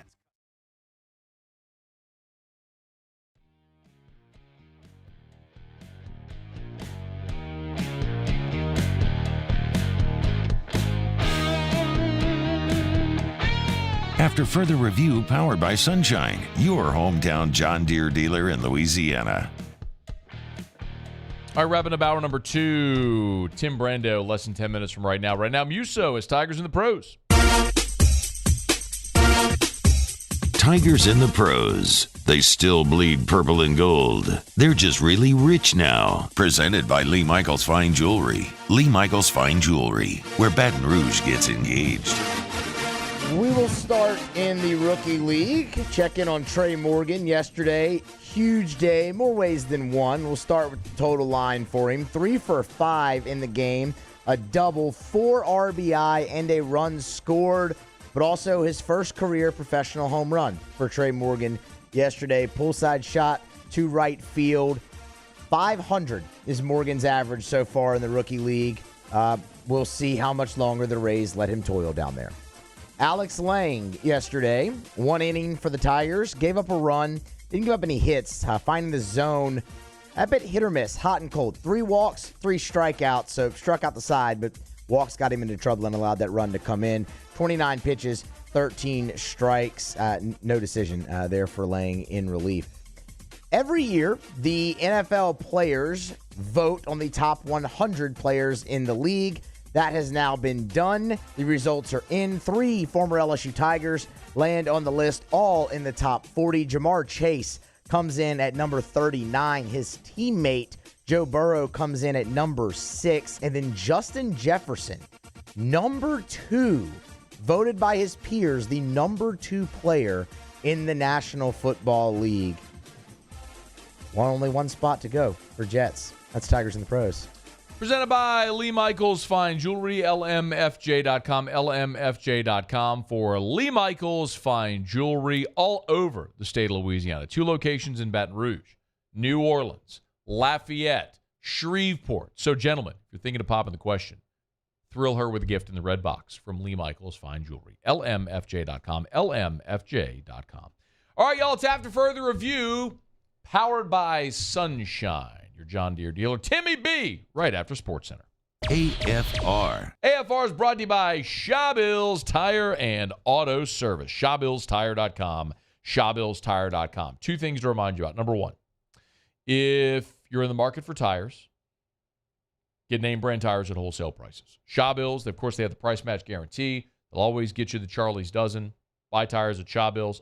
A dozen benefits extended to you and every vehicle in your family when you buy your tires at Shawbills, like free tire repair, free balancing, alignment, maintenance, all that sort of stuff on your tires at Shawbills. ShawBillsTire.com. Now, remember also, we say every day that Shawbills treats you like family because they're family-owned and operated. The same certainly is true for their employees. It's really the Shawbills family. So if you're thinking about a career that allows you the opportunity for advancement, bonus structure, competitive pay, weekends off, you want to talk to our friends at Shawbills. Go to ShawBillsTire.com, hit the careers tab, ShawBillsTire.com. Shawbills, where we keep you rolling. Bayou Ford has the new inventory to get you in a new Ford truck or SUV today, or customize your next vehicle just the way you want it. All new Bayou Ford vehicles come with a 1 million mile powertrain warranty. The crew at Bayou Ford is going to do right by you. The world's leaders in obesity research, obesity medicine, and obesity science are right here. We're doing something that no one's ever done, or trying to answer a question that no one's ever asked before. Pennington is a real jewel when it comes to research. We are finding the solutions to the world's worst chronic disease, which is obesity. Louisiana needs Pennington Biomedical. Gulf Coast Bank and Trust is giving our customers the power to bank anywhere, anytime during this challenging event. And we're right there with you. Our mobile banking app is a smart way to manage your money and time. Gulf Coast Bank and Trust, the bank that cares about you. When is a taco more than just a taco? When it's Government Taco. Voted best tacos 3 years in a row by 225 Magazine, Government Taco puts the most delicious spin on tacos the capital area has ever seen. With creative combinations like the Magna Carrot, the Filibuster, or the Steak of the Union. Plus perfect tortilla chips paired with the best salsa and queso you've ever had. And happy hour every day from 3 to 6 p.m. and all day on Thursday. Government Taco, 5621 Government Street. Dylan Cruz here to tell you about Six Rings Baseball and Softball Camp. If you live on the North Shore and play ball, go to Six Rings Camps with former LSU assistant coach Dan Canaveri. His knowledge is second to none, and your child will improve and have fun doing it. Camps were held at Coquille Park and Six Rings Academy in Covington with 4 sessions over the summer. Full day and morning only sessions are available from ages 7 to 13. Go to sixringsbaseball.com or call 985-206-9096. Learn the game to love the game. There it is, the extra mile, on the border of expected and extraordinary, for those willing to go further, like vans customized for work or play, with safety and tech to keep you connected, supported by a 5-star sales, service, and finance team, and backed by the 1-star you know. So go the extra mile. It's never crowded, because so few have what it takes to go there. Mercedes-Benz Vans. Gulf Coast Office Products is a nationally recognized Savin office equipment dealer based right here in Louisiana. Over 100 employees strong, Gulf Coast has the boots on the ground to support all vertical markets, from education, engineering, legal, and finance. With the latest in office technology, from desktop to production segment units, Gulf Coast and Savin have the perfect fit for you. Call 225-756-2644. That's 756-2644 for Gulf Coast Office Products.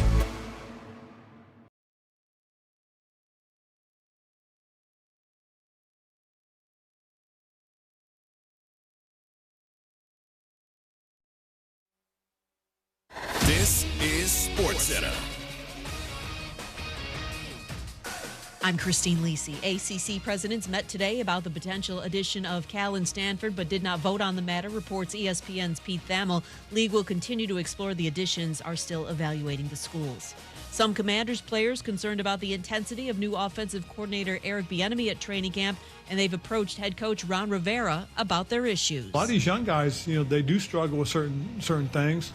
And a lot of you also got to take for where they've been. I mean, guys coming from certain programs are used to it. Guys come from other programs aren't as much. So, I kind of have to assimilate and get a feel for everybody. Eric has an approach, and it's the way he does things, and he's not going to change, and because he believes in it. Bieniemy said he's always going to be loud, vocal, and demand from his leaders. Sources tell ESPN's Adam Schefter running back Kareem Hunt had what was called a great visit with the Saints.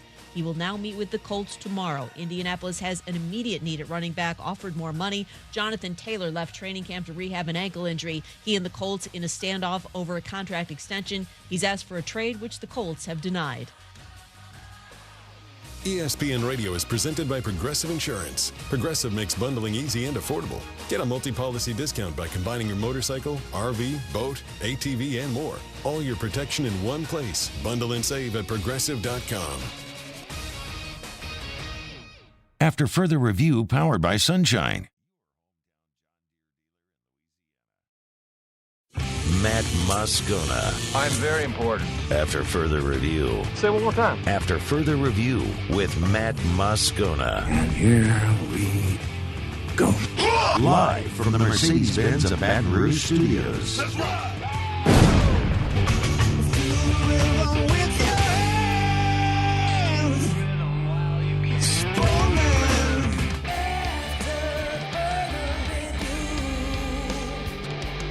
Hour 3, off we go. Welcome aboard. Glad you're with us. AFR, powered by Sunshine, your hometown John Deere dealer in Louisiana. I'm Matt. This is Shaq O'Neal, and I hate Matt. Paul O'Neal. They're chanting Paul O'Neal's name. Yusu.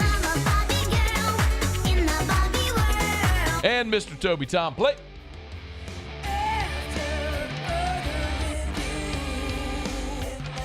All right, we're here. Glad you are as well. 5 o'clock quitting time. Glad you are driving home with us. It is always our pleasure when we get a few minutes with Timmy B. Tim Brando, good enough to join us now. How are you, sir?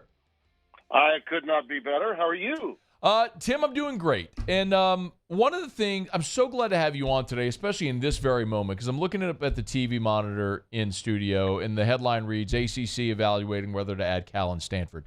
When you left CBS to Fox, you and I have had this conversation so many times over the years that doing those games in the Big 12 and the Pac-12 in the Big 10 has opened your eyes to the quality of football played outside of our little bubble here in the Southeast.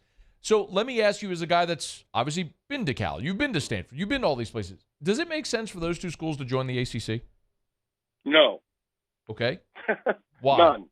And I don't know why. I don't know why the ACC would want to go to Cal and Stanford, because those are two programs that, simply put, have not reinvested in their college football. I mean, David Shaw is one of the top coaches in America, had a great run there just within the last decade. And, of course, if you take in the last 15 to 20 years, Stanford was carrying the banner for the Pac-12 in terms of winning titles and having premier talent, even with the academic concerns. But they failed to reinvest in their program. They downsized their stadium. They still have very few, if any, people show up on the farm. I was there at the end of 2019 for a game with Notre Dame. The Irish had the place about three-quarters full, and Stanford probably had 1,000 people and a band playing. That was about it. Wow. And the Stanford Tree showed up. They simply are not into it, okay? And Cal is a very similar story. Beautiful stadium, sits right on a fault line. It's historic. I remember watching Keith Jackson call games there when they were really, really good and had great players like Aaron Rodgers and many, many others. And it's not as if Cal hasn't been good in recent years. They have. I mean, Sonny Dykes had a quality offense there at one time, but even Sonny left because I think he knew that he could go to a place like SMU and have more financial support outside the Power Five than he had at Cal, which is obviously a part of a league that was over 100 years old. So, no, I mean, in terms of Olympic sports, Stanford is the model. Academically, those two schools fit beautifully in a lot of different leagues, and I'm sure that's why the ACC is likely taking a look at them. That plus the fact they may be looking to supplant the Florida State Seminoles, or if they get all 6 others to follow them, we're told 7 of them want out. No, I don't think that is the answer for the Atlantic Coast Conference to go out west. But anything in this climate is possible. I mean, anything. Yeah, look, Tim, I mean, you've obviously been at the network level of TV for such a long time. I can ask you this question. You'll give a better perspective than most. Is there a way for the ACC to get out of this grant of rights deal that's got them locked down to, 2036? Well, again, that may be one of the circumstances behind them talking with Stanford and Cal.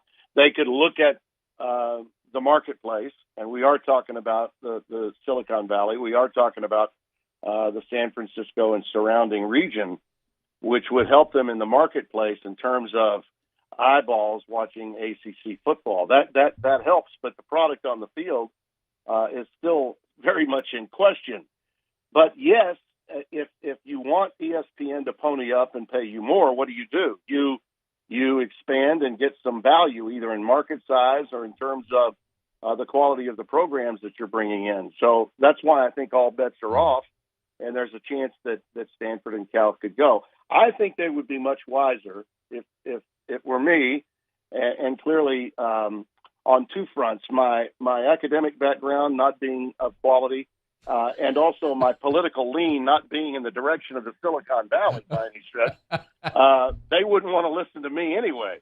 But I think they would be very wise, Matt, if they were to, along with Washington State and Oregon State, find a way to stay together and get their cobble of 4 together with what's out there with the Mountain West or with the American. Okay, 2 leagues that have linear television contracts already.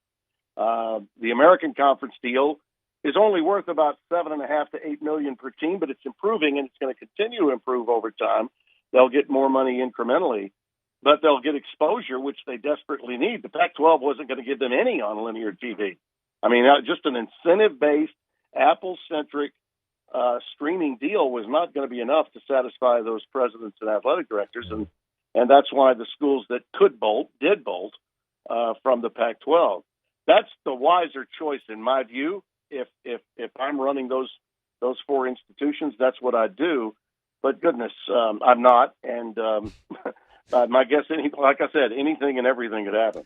Tim Brando is with us. I get this question a lot, Tim, from like our listeners. Right, we're here in Baton Rouge, and we're here in the state and in the South. Why should people here in the SEC or college football fans care or pay attention to what's happening with realignment? Because the totality of college football and its health is, I think, is instrumental in the future of the sport and the sport's value as a whole. Listen, you're in the heartbeat of what's great about college football. The SEC is, the absolute gold standard of success in college football. But it's not in your best interest to be kingpins of your region of the country. You want to be kingpins of a sport that is valued everywhere across the globe and in the country. And specifically, that's one of the reasons Brett Yormark is looking to create new revenue streams for the Big 12 by playing games outside the country. Okay, whether you're seeing a game played in Ireland or you're seeing a game played in Mexico, which is one of the things that he's got on the docket, college football is not the NFL. I think in a lot of ways, Matt, some of the criticism that's come from many, many scribes, some of whom I respect and are contemporaries of mine, is just beyond the pale. It makes no sense to be suggesting that college football is on death's door and that television itself and a network in particular might have been the guillotine for the Pac-12, which has been suggested by many columnists across the country. The Pac-12's demise is a byproduct of mismanagement going back to Larry Scott as its commissioner, who decided to start his own network without any television acumen, without the help of either of the entities that are great and invested in the sport, whether it be Disney or Fox. That's exactly what the Big Ten and the SEC did. They got in bed with people that knew television and how to do television. Pac-12 tried to do it on their own, and he financially drove his conference into a ditch, so much so that when the new commissioner came in from a gaming background, George Kliavkoff, he was behind the eight ball. He had presidents and athletic directors that did not see it the same way as a league wants to see it, and he couldn't get them to agree on anything. We knew that when we saw COVID take place and how they botched that in the league, and they had a very poor job of recovery afterwards. Meanwhile, what did the Big 12 do when they lost the two biggest brands, arguably, in college football to bolt in the history of the sport? Well, they decided to go and get three very competent teams with three universities that knew what the hell they were doing in football out of the American Conference, plus BYU. And what did he get from television? 2 linear deals from the two entities that are bidding the most money and invested the most in the sport, ESPN and Fox, and that liquidated the marketplace. So much so that all the Pac-12 could come up with after we waited and we waited and we waited was a deal that was going to give them maybe $20 million a team, possibly, but incentive-based, because they don't know from a rating standpoint how to handle how many people are actually watching so that the advertisers know what they're paying for with streaming TV. Yes, digital television is here to stay, and it'll be on sports television on the digital space for a long time to come. But in no way can it compete with ADs and presidents who are looking to, make sure that their financial nut is covered the same way it would be covered if you've got Fox or ESPN, NBC or CBS as your carriers. There's no way that you can say that that's going to live up to what the Big 12 had, and the Big 12 beat them to the punch. Brett Yormark came from NASCAR, and he lapped the Pac-12 and George Kliavkoff about 20 times in the last 24 months. Beautifully said. I feel like we've had church, and we can all go home now. I mean, that was perfect. He is Tim Brando on Twitter, at Tim Brando. One more for you. I would like for you to elaborate, because you said something listen, Tim, sometimes I feel like I'm taking crazy pills. Like I'm on this island by myself saying, college football is going to be better for this. Like, we are going to get better regular season games. We're going to get a true postseason. We, the fans who have been conned into believing cupcake games making up a quarter of the schedule is how it's supposed to be. No, we're actually going to get better football. Like, I feel like I heard you saying that a little bit. Yeah. Is there merit to thinking all of this, while it's going to hurt for some, is going to be a net positive long-term for college football? It's like in an election, you get a governor that comes in and he's going to reform. He's going to turn your state around. Well, how do you do that? Well, that means you're probably going to have to piss off some Republicans and some Democrats, right? Yeah. I mean, that's what you're going to have to do. So you're not going to be particularly popular, but you're really going to set the template for what's to come. And what's to come is pretty glorious. College football is going to be fun. And for all these so-called rivalries that we're losing, sorry, I believe Texas and Texas A&M are going to play again. That wouldn't have happened if they hadn't allowed Texas to get into the SEC. BYU and Utah, the Holy War, which is a game that people outside the Mountain West, of the Mountain Time Zone footprint do care about, they're going to play again in a Big 12 rivalry. Now, the Big 12 lost some rivalries when Texas and Oklahoma left, no doubt about it. Both of those schools were the big game on everyone's home schedule when they were in the league. That's going to go away. But the creation of these new teams that are coming in and what the Big 12 has in mind and its expansion is going to really make that league really fun to watch. And the other thing that people are forgetting about all the realignment, Matt, is it's happening at a time that it's got to happen before we expand to 12 teams, not this year, but next. Mm-hmm. And the new television deal, which I will suggest to you right now, will be a 16-team deal by 2026, not a 12-team deal in 20. No, that's going to be they're not going to allow the top 4 teams to sit at home with buys the opening week of the playoffs with the new inventory and with everything that's going on in college football. The television entities that get the new CFP are going to want 1 to play 16, 2 to play 15, 3 to play 14, and 4 to play 13. And it's not going to extend the calendar at all. It's just going to bring more home games to top-tier teams whose fans are dying to watch teams 1, 2, 3, and 4 play a game. So, it's going to be better. And for those schools that are outside the so-called autonomous or Power 5, look, we got 12 spots now. We're going to have 16. So if you're in the American, you're in the Sun Belt, you're in the Mountain West, and by the way, there's some damn good teams in those leagues. We're finding that out with each passing year.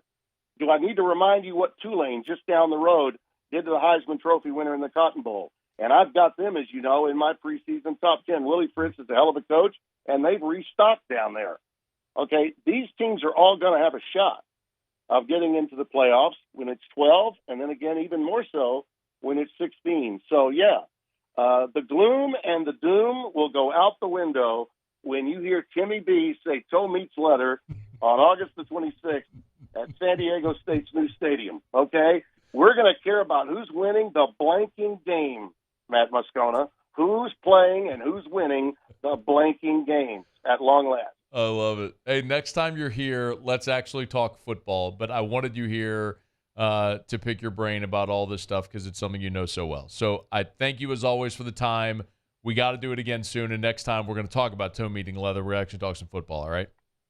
Happy to do it. And I plan on getting down your way in a little more than a week or so. I'm going to go to Memphis, play a little golf this weekend with the big boys, and enjoy the St. Jude event, the FedEx St. Jude. And then I'm going to try to get down there to see some of my friends, Coach Brown and Doug Morrow and a few other people the week that follows. So I'll try to give you a buzz. If you can shoehorn me into the schedule, I'd love to see you. Same here, pal. All right, Tim. We'll see you, man. You bet. All right. That is the great Tim Brando, Timmy B. I probably should have done that last week, having Tim on the show to have that conversation. Let me react to it. Let me break to stay on time. We'll react to that next at AFR. AFR.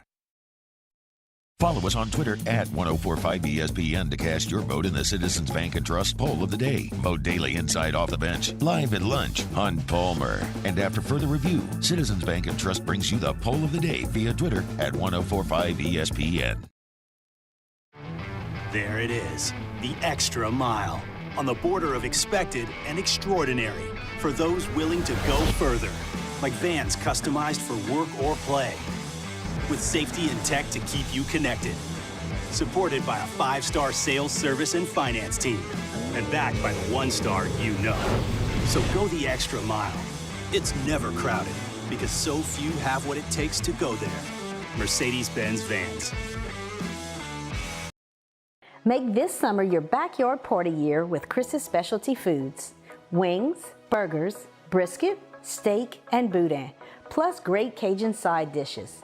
We do all the prep, and you enjoy laughing with friends and family. Chris's Specialty Foods, Millerville, New Orleans, Prairieville, and Frisco. Everybody loves Chris's authentic Cajun meat.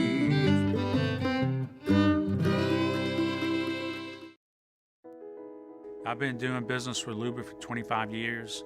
They're dependable, trustworthy. It's just the attention to detail with our clients. Our folks have years and years of experience. They're highly trained professionals. But many companies have that asset. What I'd like to think makes Luba a bit different is that we use those talents in a way that truly is dedicated to serving the needs of the folks who depend on us.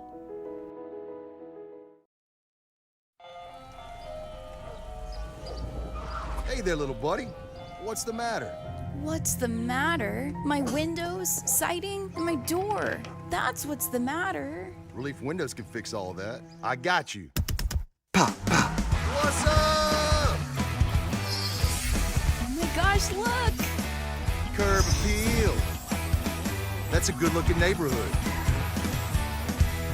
ReliefWindows.com.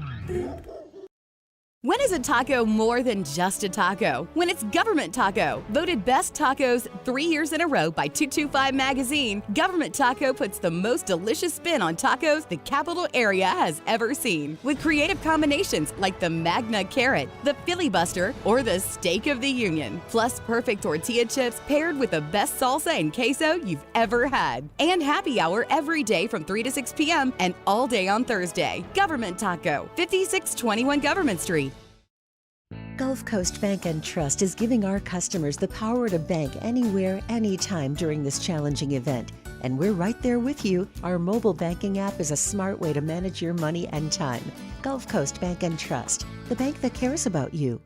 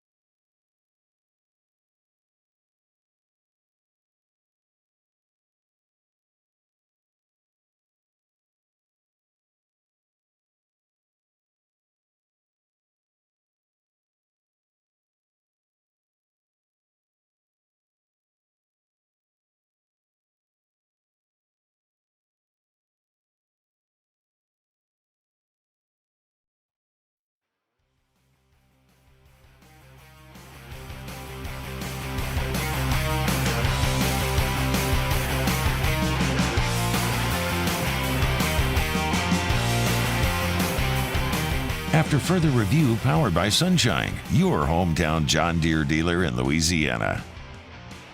Hey, if you're watching, that is a lot of green on set. Shout out to our friends at Sunshine, your hometown John Deere dealer in Louisiana. You want a deer and you're anywhere in the southern, basically draw a line in Louisiana, Alexandria on South.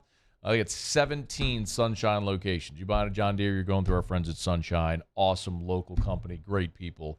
Love the partnership with them. As a matter of fact, Brian Kelly earlier today talked about, he was asked, it was Ron Higgins who asked him about not necessarily the fight at practice yesterday, but he said, if you, after the fight happened, Harold Perkins was trying to go back in on defense, and Brian Kelly was like, get out, and called him over. And so Brian Kelly and Harold Perkins kind of had a little heart-to-heart there. And Ron Higgins asked Brian Kelly today, what did you tell Harold in that little private one-on-one? Here's what BK said. We were talking about his NIL. What I think he was trying to get a John Deere NIL, and yeah, I think the two linemen already have one. And he thought that was probably a good idea not to get one. He went on to actually answer play what he said. He actually then went and answered the question legit though. Everything that happens out there are teaching moments every day. I mean, that's like so far behind me, yesterday, because they're 18 to 21-year-olds. And so this morning, there were so many teaching moments down here in this hallway, in this locker room, that I forgot about yesterday. So, you deal with what happens in front of you, and you try to bring everything back to what your process is and what you're trying to develop in your program. And so, there'll be moments like that similarly in a couple of days that I'll have to deal with that maybe you won't see. But every day's in my life as a coach is a teaching experience. And so you better take your chance to teach while that happens. By the way, Harold Perkins does already have a deal with Sunshine. He was the first of the players to do the Sunshine deal last year. And now Will Campbell and Emory Jones have followed, but yeah, Harold Perkins already has a deal with Sunshine. So hat tip to our great partner, Sunshine, your John Deere dealer in Louisiana. All right, it's after further review. I want to react to what Tim Brando said because boy, there was a mouthful there. And if you missed Timmy B, it's great perspective because listen, I feel like sometimes I can sit here and tell you, and this is a subject I'm obviously very educated on. I've studied a lot. I know a lot about it. I know a lot about how the industry works. I have a lot of friends in. I know a lot about it. It's interesting to me for a lot of reasons.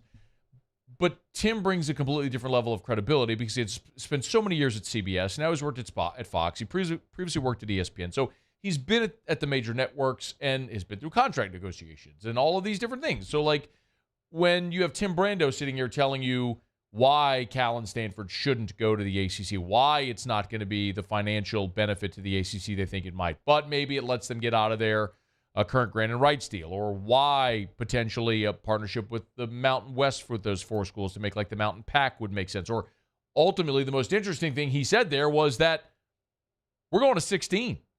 Like, by 2026, we're going to 16 teams in the playoff. Because ultimately, the TV partners are going to want those 4 extra games of inventory. You're not going to give 4 teams buys. You're going to get 4 more games of inventory, which makes a ton of sense and gets me really excited. So I agree with him completely. For all of the wailing and gnashing in teeth, the hand-wringing and wrangling about NIL or about conference expansion and realignment, and like everybody likes to say, what about the volleyball team that's going to fly 3,000 miles? They'll figure that out, how they have to do it.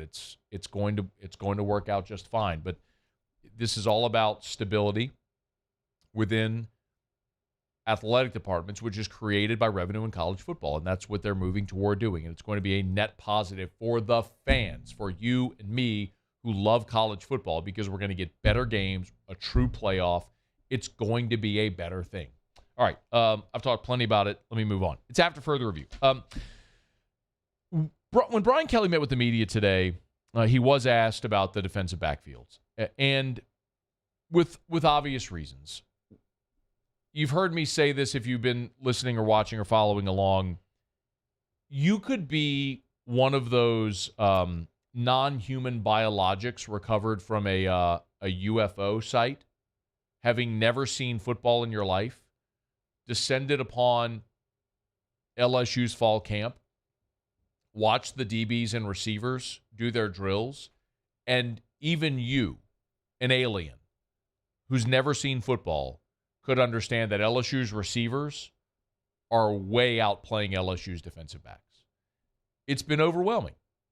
I'm not saying anything anyone else hasn't said already who's been out to practice. There is a very obvious gap right now with LSU's receivers and that offense, which is having a magnificent start to camp, and the defensive backs, which are not. It's not to say they won't close the gap. They won't find their footing and their rotation, how it's all going to work out. But right now, the receivers are way ahead. So Brian Kelly was asked about the secondary, and he talked about several people in that secondary in particular. One thing that I will tell you, someone asked me this morning, hey, if you had to guess right now, who do you think the 2 starting cornerbacks are going to be against Florida State? I don't know who the 2 are going to be. One of them, I will tell you with absolute certainty, is Deuce Chestnut, the Syracuse transfer. And Brian Kelly talked about him today. Deuce is a guy that's got a lot of Power 5 football. He's played a lot of winning football. He's competitive, smart. And so you're getting a veteran player there. Obviously, he had the surgery, so we didn't see a lot of him in the spring. But, the things that really stood out for us in our evaluation was that he was a smart player, savvy, short tackler, and was always around the ball. And that's starting to kind of show itself here early on in camp. He started all 12 games as a freshman at Syracuse in 2021. He started all 12 games as a sophomore at Syracuse in 2022.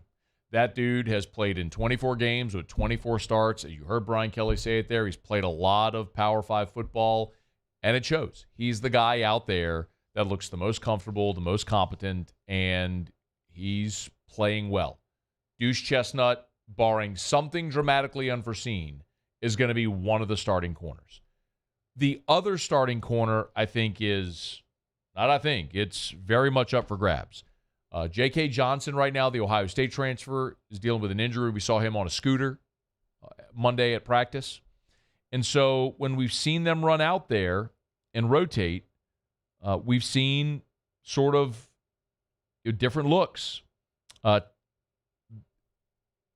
Typically, opposite Deuce Chestnut has been Zy Alexander. Zy Alexander is the transfer from southeastern Louisiana. He's wearing number 24. He's been the other guy that's been out there so far working with the defensive backs.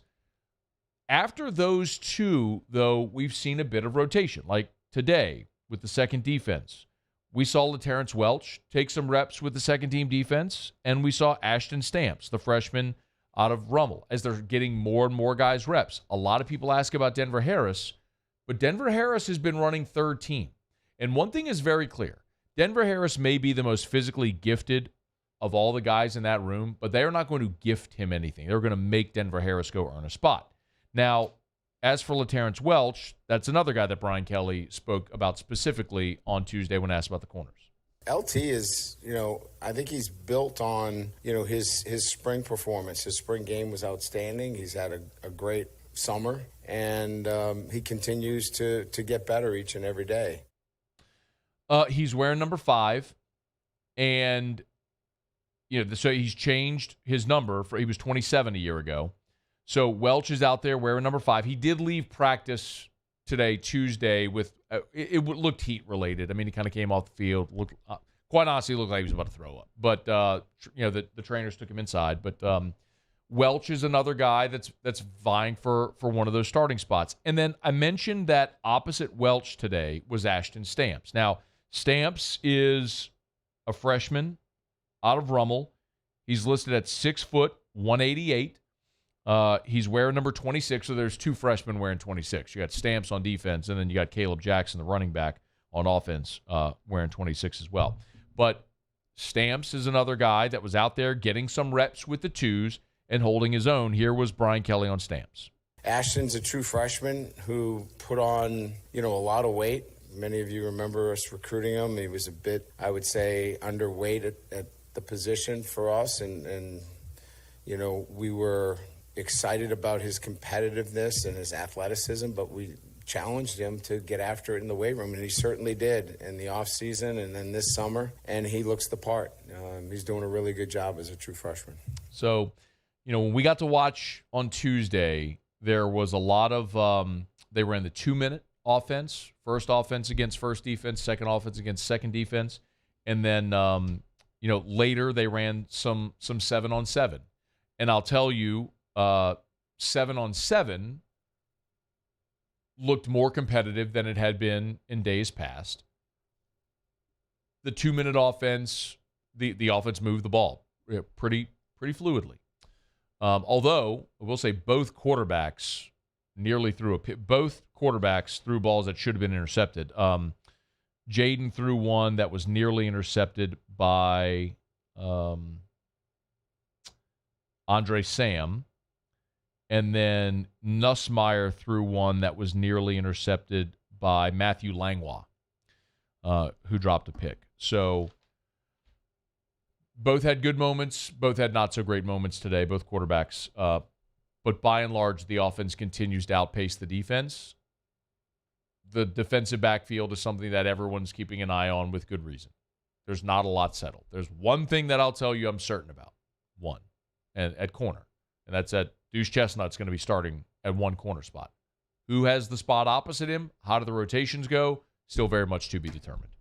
All right, it's After Further Review. We're brought to you by Mold Zero. Mold-0USA.com. Mold-0USA.com. Give our friends over at Mold Zero a call. If you think you have mold, if you know you have mold or odor that you're trying to get rid of, other harmful pathogens as well, Mold Zero can help. Mold-0USA.com. Mold-0USA.com. Go to the website. You can learn about their patented non-toxic dry fog treatment.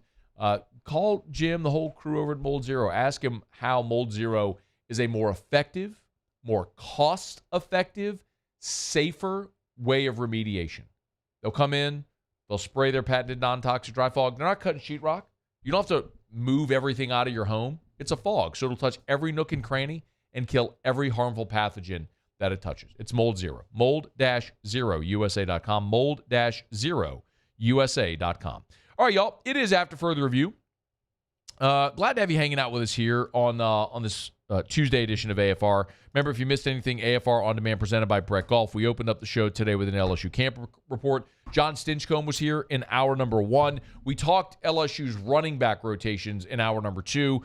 Tim Brando just a bit ago earlier this hour. So we're glad you're with us. If you miss anything, catch it on demand. Let me knock out a quick break. Derek Carr could be staring down what some are terming a dubious distinction. I actually don't see it that way. I'm going to defend Derek Carr when we come back. Stay here. It's AFR. AFR. AFR is brought to you by Clegg's Nursery with 4 locations in the greater Baton Rouge area. Every day when I get home from work, the first thing Drew wants to do is go jump in the pool. So normally we go in and enjoy our outdoor area. Every evening we're outside. If it's swimming in the pool or just kind of maybe eating dinner there at the outside table or in the outdoor kitchen, we love enjoying the outside area. Pests sometimes make that difficult, which is why Clegg's has so many products that can help. Tell you every day about the Aeon mosquito barrier. It's $24.99. Pick it up at Clegg's. If it doesn't work for you the way it's done for me, you're out $24.99. But it will work. It is a magnificent product. Also, they've got wasp spray and snake away and ant mound killer and everything else you need. And whatever you'd find at a True Value hardware store. Of course, they've got beautiful full greenhouses as well at Clegg's Nursery. So buy local, shop local, tell them Matt sent you to Clegg's Nursery. Bayou Chrysler Dodge Jeep Ram has $10,500 off MSRP on all new 23 Ram 1500 Laramie trucks in stock. All with Bayou's 1 million mile warranty. The crew at Bayou Automotive is going to do right by you. Gulf Coast Office Products is a nationally recognized Savin office equipment dealer based right here in Louisiana. Over 100 employees strong, Gulf Coast has the boots on the ground to support all vertical markets, from education, engineering, legal, and finance. With the latest in office technology, from desktop to production segment units, Gulf Coast and Savin have the perfect fit for you. Call 225-756-2644. That's 756-2644 for Gulf Coast Office Products. I've been doing business with Luba for 25 years. They're dependable, trustworthy. It's just the attention to detail with our clients. Our folks have years and years of experience. They're highly trained professionals. But many companies have that asset. What I'd like to think makes Luba a bit different is that we use those talents in a way that truly is dedicated to serving the needs of the folks who depend on us.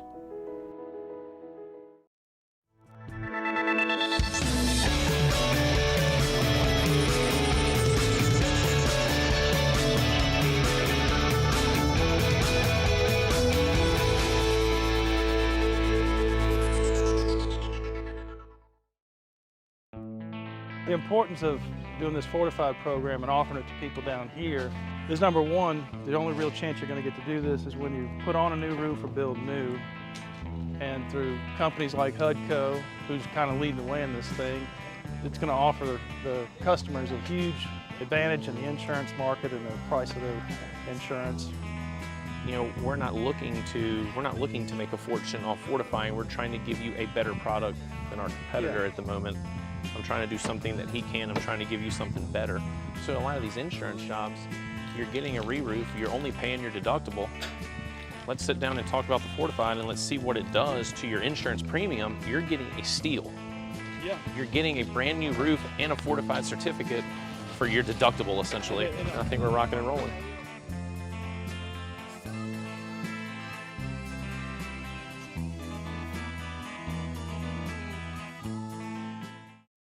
Dylan Cruz here to tell you about Six Rings Baseball and Softball Camp. If you live on the North Shore and play ball, go to Six Rings Camps with former LSU assistant coach Dan Canaveri. His knowledge is second to none, and your child will improve and have fun doing it. Camps were held at Coquille Park and Six Rings Academy in Covington with 4 sessions over the summer. Full day and morning only sessions are available from ages 7 to 13. Go to sixringsbaseball.com or call.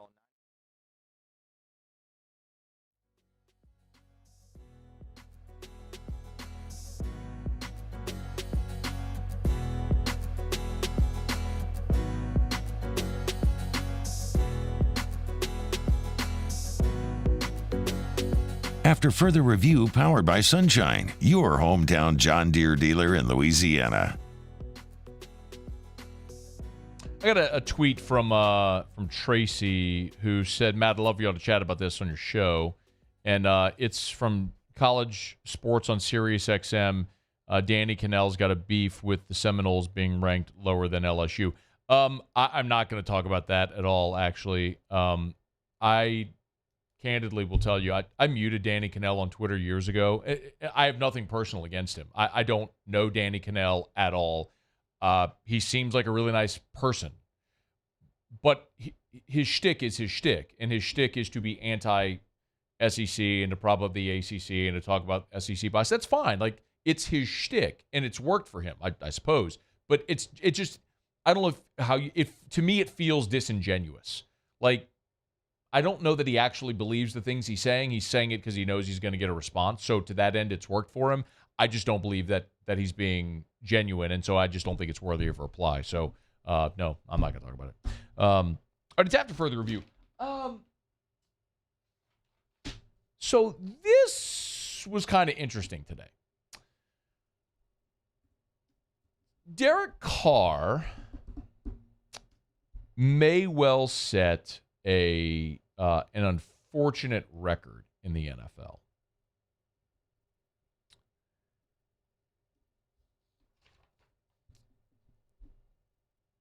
So far throughout his career, Derek Carr has lost to 30 of the 32 NFL teams. He is one of 9 quarterbacks to do so. Only 9. So, the 2 teams Derek Carr has not lost to are, of course, the Raiders, for whom he played 9 seasons, and the Carolina Panthers. So if Derek Carr is starting for the Saints in the 2 games against the Panthers this year, which we all assume, of course, he will be, barring an injury or something unforeseen, which none of us want to see happen. If the Panthers beat the Saints, then Derek Carr would hold the distinction of being the only quarterback in NFL history to have lost to 31 different teams. That's,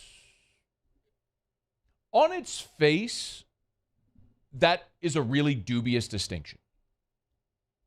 That kind of sucks. However, I think this is just trying to throw stones at Derek Carr if you're going to prop this up as a negative. Because really what this says is you've been a quarterback in the NFL for a long time and played a lot of games.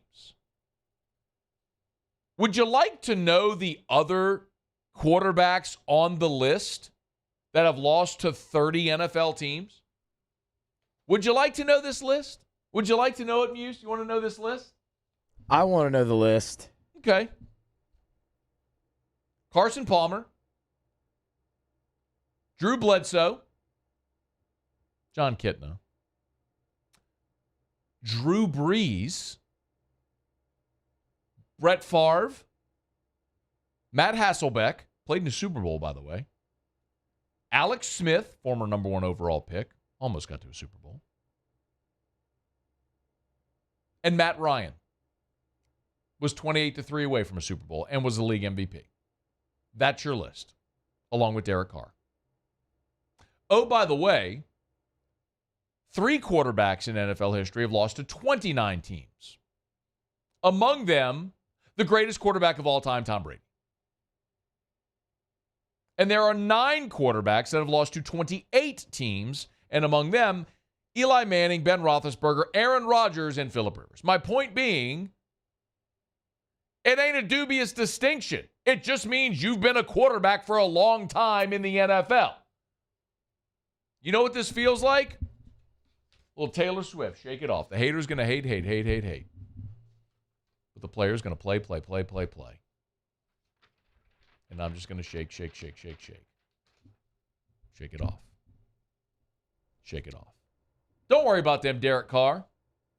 Go do you, bro. If you lose to the Panthers and you hold this distinction, great. You know what that means? It means you played a hell of a lot of football in your career. Now, Derek Carr, his record as a starter in the NFL is 63-79. He is 16 games under 500. So, no, I guess that's not 16 games under 500. He's just, yeah. Yeah, it is. Yeah, 16 games under 500. He's 16 games under 500. But, yeah, whatever. I mean, he played for the Raiders. Can't help that. What if you'd been drafted to a competent organization? maybe he'd have a much better record. But I ain't worried about that Derek Carr. You just keep going winning. What'd you have, Muse? You were grabbing the mic. What you got over there? Well, I was just wondering if they all, how that would compare if we looked at how many of the 32 teams he's beaten over the course of his career. Why don't you Google that? That would be something good to Google. Yeah. How many teams has Derek Carr beaten in the NFL? He hasn't beaten the Raiders. He won't get that shot this year either. We know he's beaten the Saints. Yeah. All right, it's after further review. They did that in the COVID year, of course, when they opened up. Remember, they opened Allegiant, the regular season game at Allegiant on that Monday night when Darren Waller went bonkers. All right, it's after further review. Otter Locks is coming up. We're brought to you by DraftKings, official sports betting partner of ours here on AFR. Hey, if you want to get in the action, my goodness, this is the time. Major League Baseball is in full swing, y'all, and we are just weeks away from the start of the college and NFL seasons. And, oh, by the way, you got preseason football this week, a full slate of preseason NFL games. You want to get in on the action? Download the DraftKings Sportsbook. Remember, new customers bet just $5 on anything. Download the DraftKings Sportsbook app. Use the promo code Baton Rouge. Bet just $5 on anything. And our friends at the DraftKings Sportsbook will give you $150 in bonus bets instantly. That's only at the DraftKings Sportsbook. Everybody can take advantage of same-game parlays. You got to opt in. Just slide the little opt-in tab at the top. You'll see it when you download the app. Super easy-to-use app. You want to bet on college football futures, NFL futures. You want to bet on Major League Baseball or anything. International basketball, you can. It's all at the DraftKings Sportsbook. So download the DraftKings Sportsbook app and use the promo code Baton Rouge. 21 and older, physically present in Louisiana. Select pairs only. Bonus bets expire 7 days after issuance. Eligibility and deposit restrictions apply. Terms at sportsbook.draftkings.com/baseball terms. Licensed partner Golden Nugget Lake Charles. Gambling problem? Call 1-800-GAMBLER. 1-800-426-2537. All right, it is after further review. We're glad to have you hanging out with us. Oh, sure you saw this as well. You think Uncle Larry's doing a little dance over there? The Tampa Bay Buccaneers did, in fact, release their first depth chart, and they list Baker Mayfield or Kyle Trask as the starter. The plot thickens. I need the full conversation between Larry and I back and forth, so we get the exact details. Because wasn't there had to have been a clarification about? I mean, I have it. Okay. But you keep playing the well, because I don't know if it's like a minute and 40 seconds. I don't know, depending on when you're playing it. I don't think you always want the full minute 40. What has consistently happened when we've tried to play this is what I want is the second part of it, and what you keep playing is the first part of it. Yeah. So stop playing the first part of it and give me the second part of it, which is the part that I want, where we clarify like you can't just start a game. That part. Yeah, I mean, we can do that. I just have to find the right spot in it ahead of time. Which is the thing that I've asked for. You know, how many times have we talked about this? With Larry, without Larry? Last time it was incredibly impromptu, like in the middle of a segment, kind of like this. But this is a recurring thing. This is a recurring thing that we're going to talk about probably all season. Yeah. So once I find the spot in it and mark it, we're good. You've just had about 6 months. No worries. I'm sure you'll get to it. We haven't really needed it except recently. Okay. All right. Well, whenever you get a minute, you find it. We'll cut that spot, and we'll go to it. But what I do know, sure. We'll get it about the time we get Mike Triplett's intro. What did that take? Hey, we have that. Yeah, it took a year and a half. It was good. So maybe by the time Kyle Trask retires from the NFL, we'll have that cut. But listen. But I think it's important. I think it's important to clarify because that is something that's going to go on. That is going to be ongoing throughout the year with Uncle Larry. Okay, we're late. It's after further review. Otter Locks is next. Stay here. AFR. Brought to you by the Renaissance Hotel and the Watermark Hotel. Hey, Best Dress Ball is this weekend. And so many of you I know are going to be going to Best Dress Ball. Let me make a recommendation. If you have not been to the Watermark Hotel and you're going to be downtown this weekend, go by the Watermark. We know for Best Dress, the doors open at 6. The event starts at 7:30. You're going to be dressed to the nines.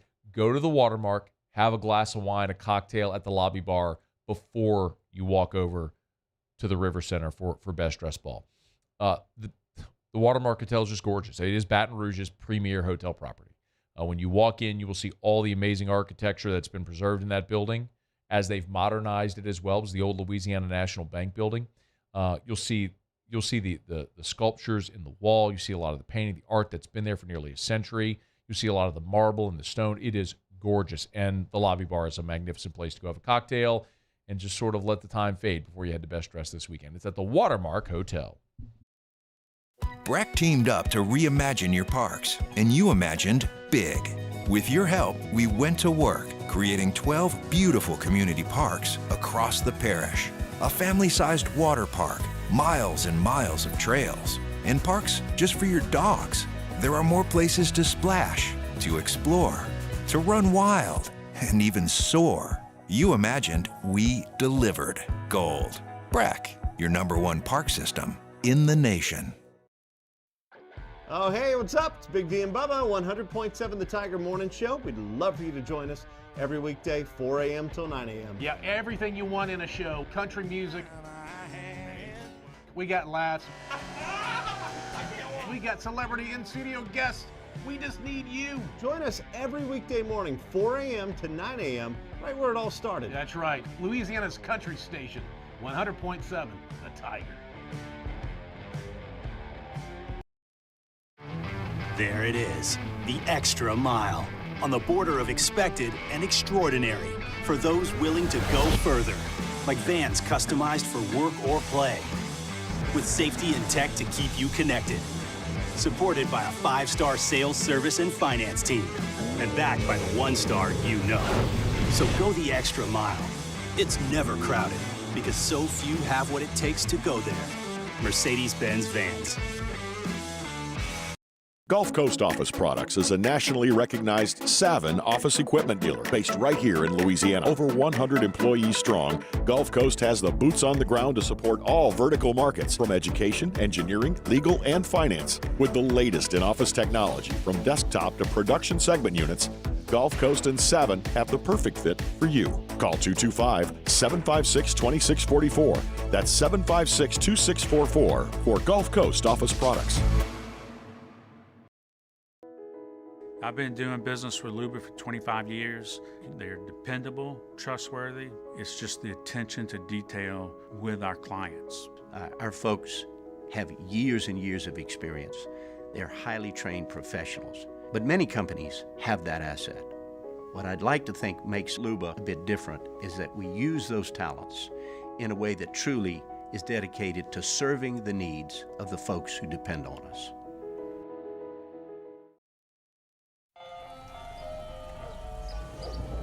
Hey there, little buddy. What's the matter? What's the matter? My windows, siding, and my door. That's what's the matter. Relief Windows can fix all that. I got you. Pop, pop. What's up? Oh my gosh, look! Curb appeal. That's a good-looking neighborhood.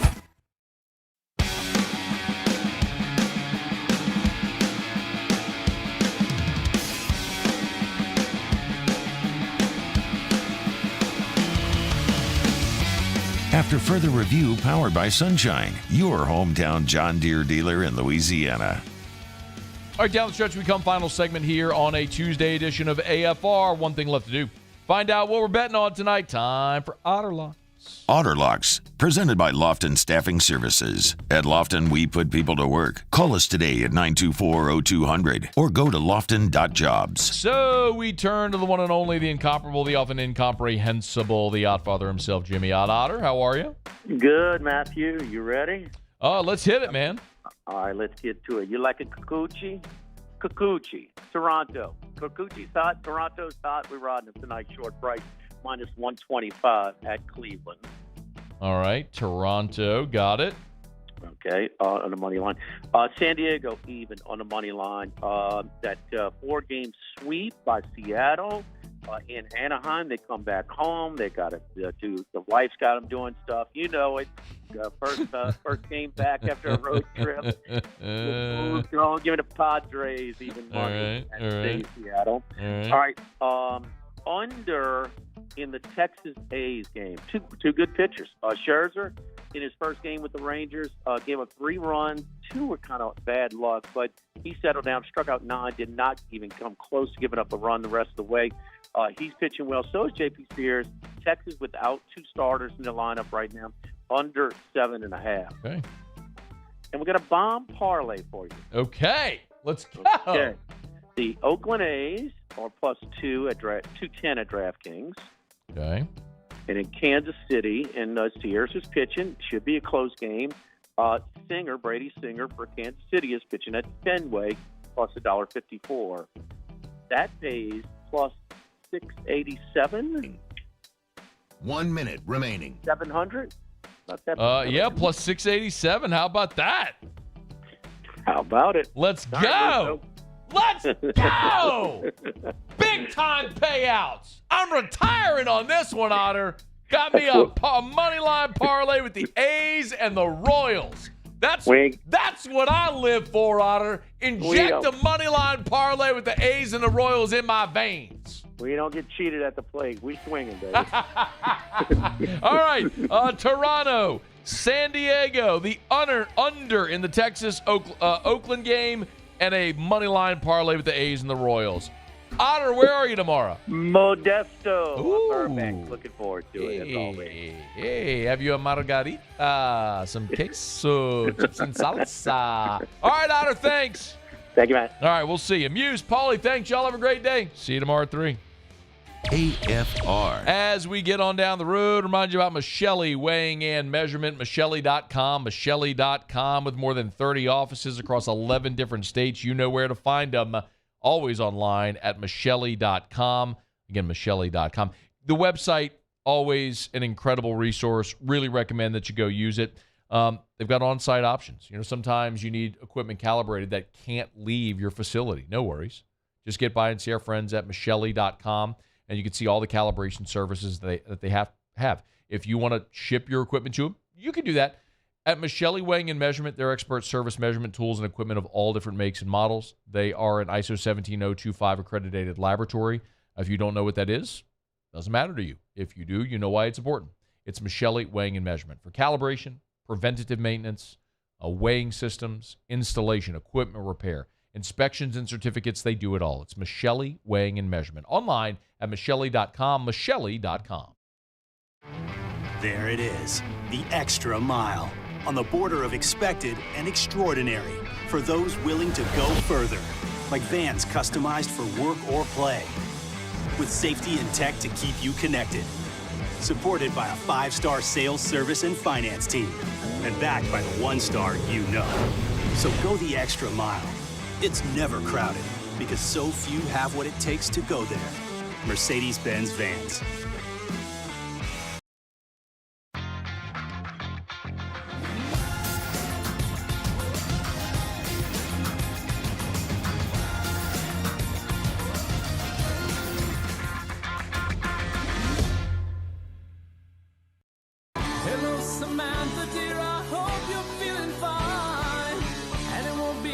Until I'm with you all the time, but until